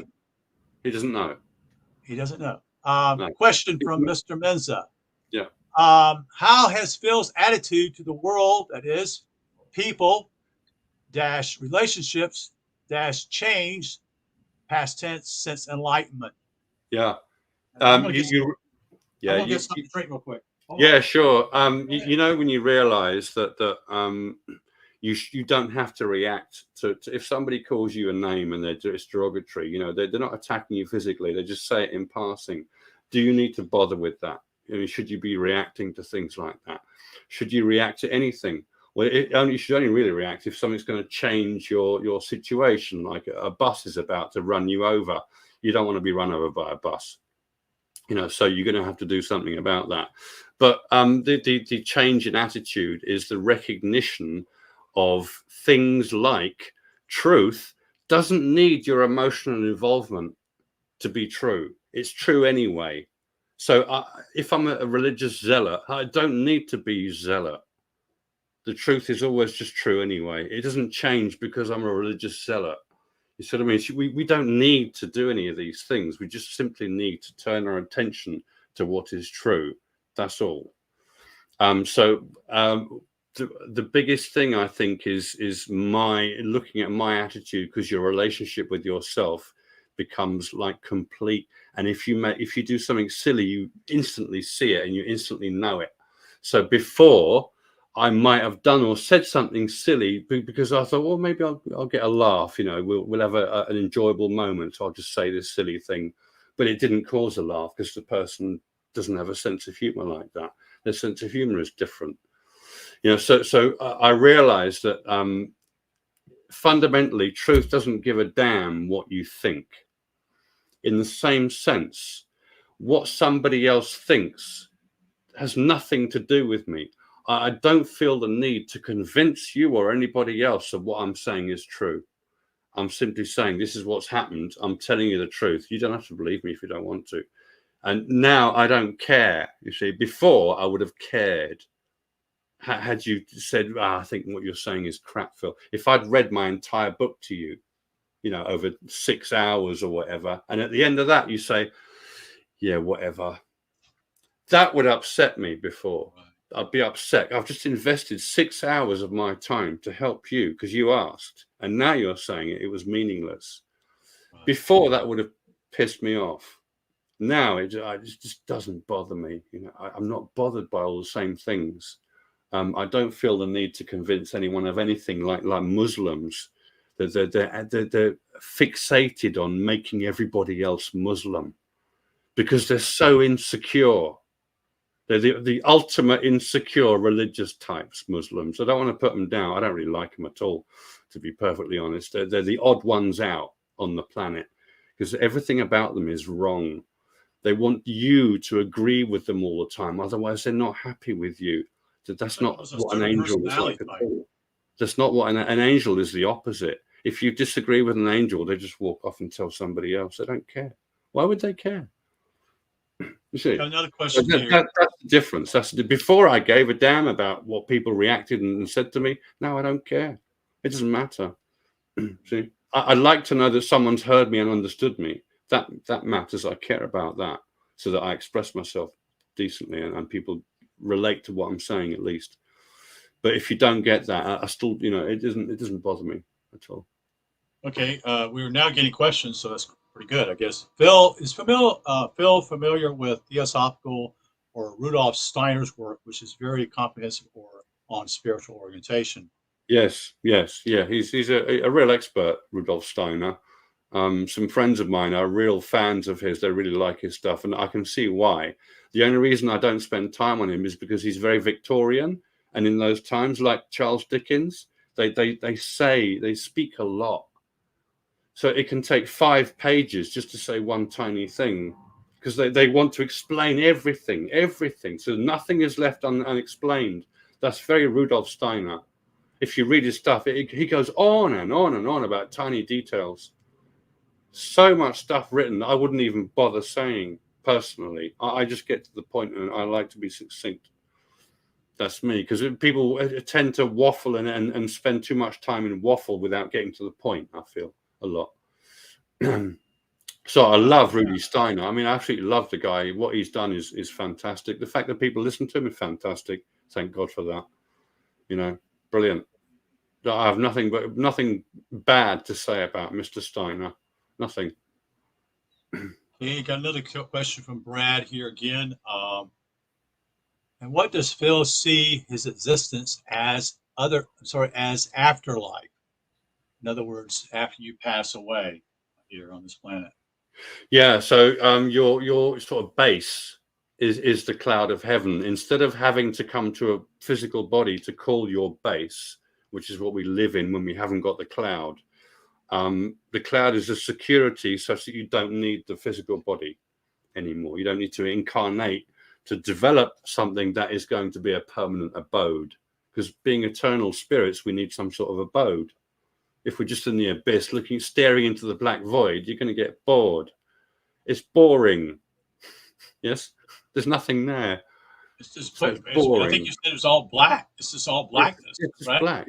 Imagine looking out into space continuously. There's nothing there, nothing to look at. Without even the stars. No stars, no galaxies, no nothing. Just a space by itself. How boring is that? So that's why we make the cloud of heaven, because otherwise our existence is utterly boring. All right, that's why, basically. Right. Unless you enjoy watching paint dry, that's up to you. If you like that, that's up to you. Some people might do. I've never met anyone who does. You never know. But yeah, I also know that you feel full. You don't need anything else ever again. You don't need to find anyone to make you feel better anymore. That it's like that. It's like that. Yes. You've lost all your insecurities. Yes, the insecurities. Like, for example, you're not worried about, quote unquote, putting food on the table, so to speak.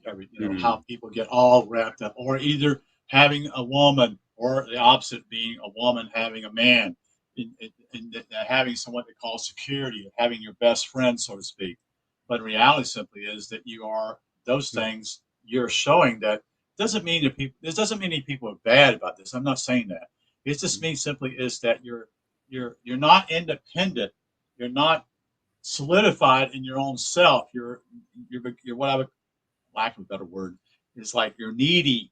But we all are needy. You see, in that perspective. You see, and so we clutch onto these things.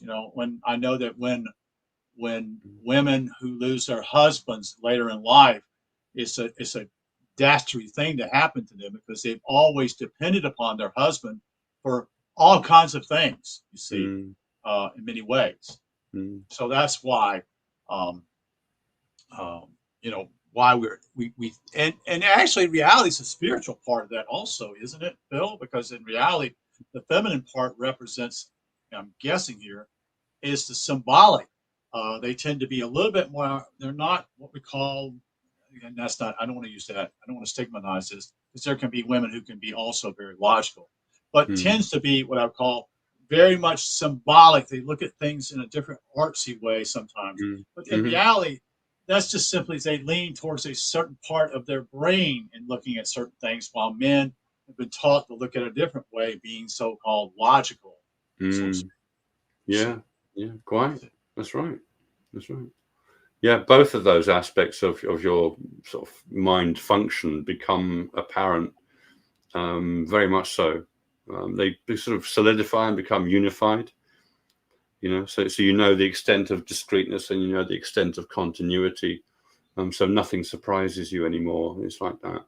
Yeah. It reveals somewhat in alchemy when you see the feminine and the masculine in two different beings and eventually becoming one, which in reality shows simply I see it simply you've done the work. You've done the work. Yeah, it's saying that you have understood the unification of two complete opposite principles. Right. How can opposite principles be linked or in any way, shape, or form? Right. So, that's actually what is salvation. The second key to heaven is the understanding that the two opposites are in fact in a cycle, and there is a point at which they join. That point in existence is T0, where the spiritual and the physical become one and the same. In the same scenario, they share the same moment together. Those two opposite natures come together at this point, and that's their joining. And you realize this, while you're contemplating to gain salvation, when everything becomes one, it's your realization of the cycle. The two opposites are actually in a cycle.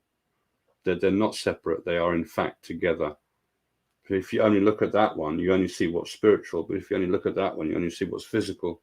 And people look around and say, well, the world is only physical. There's nothing spiritual about it. But you can't see spirit. When you explain spirit is zero dimensional, so you can't see it. Okay, now that makes a difference. But if you shallowly explain it to somebody and say, there's this thing called spirit, honestly, I believe there is. I don't know if there is. I'm not sure. I think there is. It sort of makes sense. Yeah, right. See you later. There's no logical argument there. You know, there's no philosophical backing to say, look, spirit is in fact real, but you can't see it because it's zero dimensional. Well, it's not only philosophical, but it's also physical. So you can't see spirit. So that's another part. But it's like you said earlier. But it's also philosophical. You can't explain it. You don't. It's like it doesn't have any logic to it. You think, you know, da da da. I got another question here since Brad has another question. I think Brad, are you from? I think you're from down under. I think you're from Australia. Maybe not. Can Phil explain the Egyptian crook and frail as spiritual instruments metaphorically? Yeah, they represent the keys to heaven, effectively. The crook is the crook of the shepherd. It's the tool of the shepherd, you know, like his walking stick, as it were, because he's always out in the field with his sheep. So he needs support because he's always on his feet. But the idea is the crook represents your heart and your compassion. If you're looking after sheep, animals are basically stupid. You could say animals are stupid. And there you are looking after them, looking out for them. That's a very compassionate thing to do. You're not killing them and eating them. You're looking after them. That's a certain attitude. That's angelic in the attitude. So the association is with the idea of looking out for and looking after and being a guardian, overseeing. That's the issue of the first key is all about falling in love. That's your love for your flock. God loves you. So when you meet God, you're going to fall in love. And you do. So the crook represents this kind of nature, the loving, kind, compassionate aspect of being an angel. The flail berates you. If I throw it at you like that while I'm holding it, I'm berating you. And that's exactly what the truth does when you get it wrong.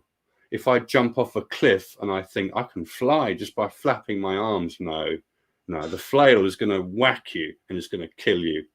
You're going to hit the floor 200 meters down below and you're going to die. That's the truth of it.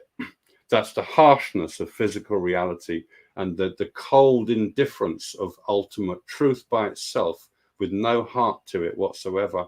So the flail represents the harshness of truth that associated with Jesus Christ. Look how harsh he is. This is the truth, not like that. Nothing else. Do you understand? This is how he comes across a lot of the time in the New Testament. This is how it is. You're all wrong. You're all from the devil. There's something wrong with all of you. This kind of language. He's very, very sharp and quite harsh, Jesus, especially when he makes a whip out of cords and starts hurting people in the inner temple, apparently. This never happened, of course. It's not a historical event. This is symbolic telling of what the presence of the Son of God does to you. It sharpens your mind and makes you see things ultra clear so you don't make any more mistakes because you only see the clarity now. You know, so that the crook and the flail are crossed over here because the crossing point, this is the great crossing point called Nibiru in Babylon, where my two arms cross over at the wrist.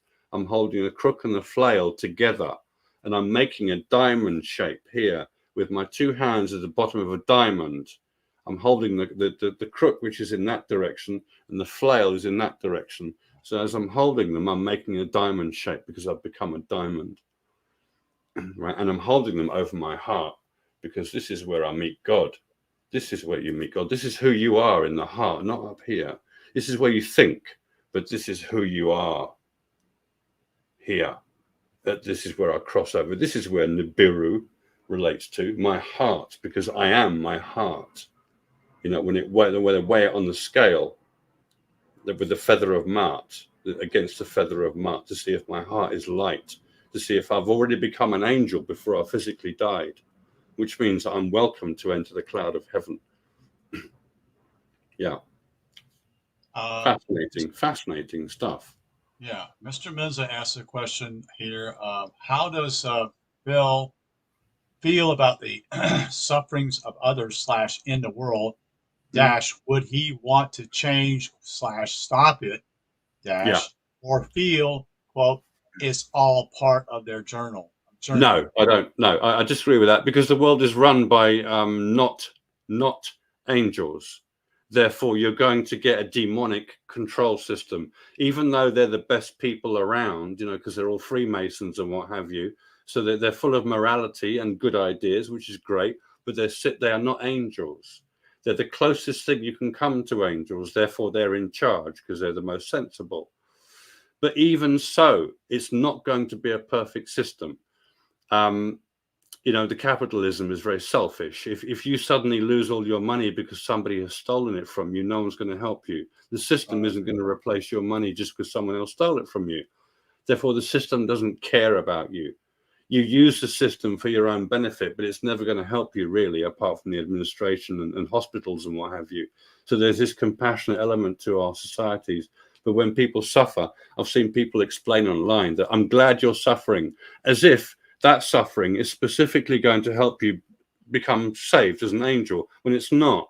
All it's going to do is irritate you and turn you into a very irritated person. A lot of the suffering on planet Earth is totally unnecessary. It's unnecessary. It's caused by people with money that make bad decisions that affect other people that don't have money. There's one of the biggest problems in the world, the selfishness of people and how they affect other people when they're in charge of this and that. They're financially in charge. Money does not make you clever. See, the more money you have doesn't mean you're cleverer. You can have all the money in the world and be the thickest twat there is. If somebody gave it to you and you're a thick twat, you're not going to make great decisions all of a sudden just because you got money. It means nothing in those terms. So, and money makes the world go around. So I see the world as a lot of cacophony of bad decisions or selfish decision making that affects all sorts of people in unnecessary ways. You know, look at someone who steals people's pension fund. All those people now have no money to live on for the rest of their, you know, adult life, their old age life. That's despicable. But that he might go to jail, he might not be caught. He might run away to the Seychelles and live like a king, you know.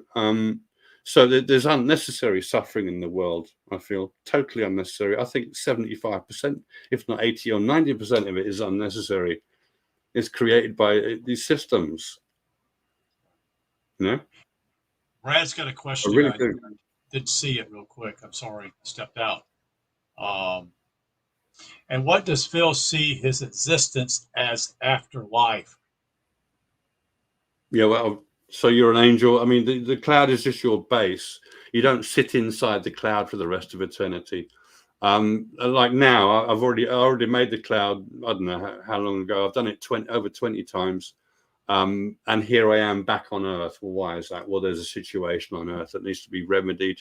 And the only way to help it is to flood it with angels, you know, incarnating angels. There's thousands of us on the planet right now. I know about that. You don't. I have that proved to me. It's been proved to me more than once, but not to anybody else. So they don't believe me, but it doesn't matter. I don't care, because we're doing it anyway. And all we're doing is uprooting the old system. That's all. If you put angels in place of around the planet, you see, they become the new generation with their own ideas, and then they change things on the planet for the next generation. So now you don't need any more angels to come to the planet. So it's just a one-off. That's all. That's why we're here. It's just to change things that happen here. Overall, there are many, many, many thousands of angels on the earth at the moment that very few people know about. They suspect it. They have no proof. I've had it proved to me more than once. Utterly proved that is the case. So don't you know, take heart. The earth is considered a very important place. It's very useful. It's a fantastic place to become an angel. And if it's going to be ruined by stupid people, that we are going to do something about that. It's never going to be allowed to happen. You know, there's a lot of fear mongering in the media, because that creates more money as well. Money. Yeah. Well, if we make you scared, you're going to want to learn more, and we're the source of the information. So now we're going to sell it to you. Right. Yeah, make money from you. We don't care if you know or not. We just want to make money from you. That's the media. Advertisers, such and such. Yeah, but that's at the business level. At the personal level, these people are probably okay. They have families. They're nice people. Right, right. People I work with, they're all really nice, but some of them don't do their job properly. But they're very nice people. You see, so I don't dislike them. I dislike the fact they don't do their job properly. That's all. But them as people, I really like, and we talk and we have a nice time because they're good people. But they have a different mentality. They see that doing less work is okay. I don't see it like that, but that's just me. Right. I better go, dude. It's 5 p.m. here. It's just gone 5 Yeah, p.m. I was going to say, I'm sorry. That's right. I just got questions now. People are starting to ask questions since there's so much to talk about on this subject. So many things, so many places to go. Right. we could be here all week, literally 24/7 for a whole week, and still not get to the end of anything. So, Brad Britton, I guess is your name, Britton. You got a question here. Just keep it, and next time we meet, which will be probably next Thursday, we'll just simply do another stream here. But I would encourage everyone here you can always go to Phil's site because he puts these videos up with me doing them, and then also my site, Discerning What Is True. So you can always redo these videos and watch them over. And also simply is that you can actually get, again, like Phil shared just a while ago, he shared basically the way of getting to his books. I would encourage you to get those books and download them and start reading them. That would help you a lot too, immensely. Okay. Yes, so, it's about clarity. Yes, it is about clarity because it's actually that's what you want to do is actually expand your horizons and understand what is Phil talking about. Phil's not coming from third base here. He's just speaking simply is that he's experienced something greater than all of us have ever done, period, and wants to reveal that to others so that you will see the truth. You see, it is standardized. It is standardized, and I can just draw on the standard because it's already been established. I'm saying nothing new, nothing whatsoever. It's all old. Yeah. So thank you for all being here. I tell Phil to stay back here, and I won't keep you long. But thank you for all being here. Thank you for the questions, and this is what we want to do: is encourage people to think. And no question is not bad. It just simply is you need to ask it because it's on your mind. You want to find out. That's the key. Yeah. Okay. We will talk another time next week. And thank you for all being here. We'll talk soon. Thank you very much. Yeah. Thank you. Thank you. Okay.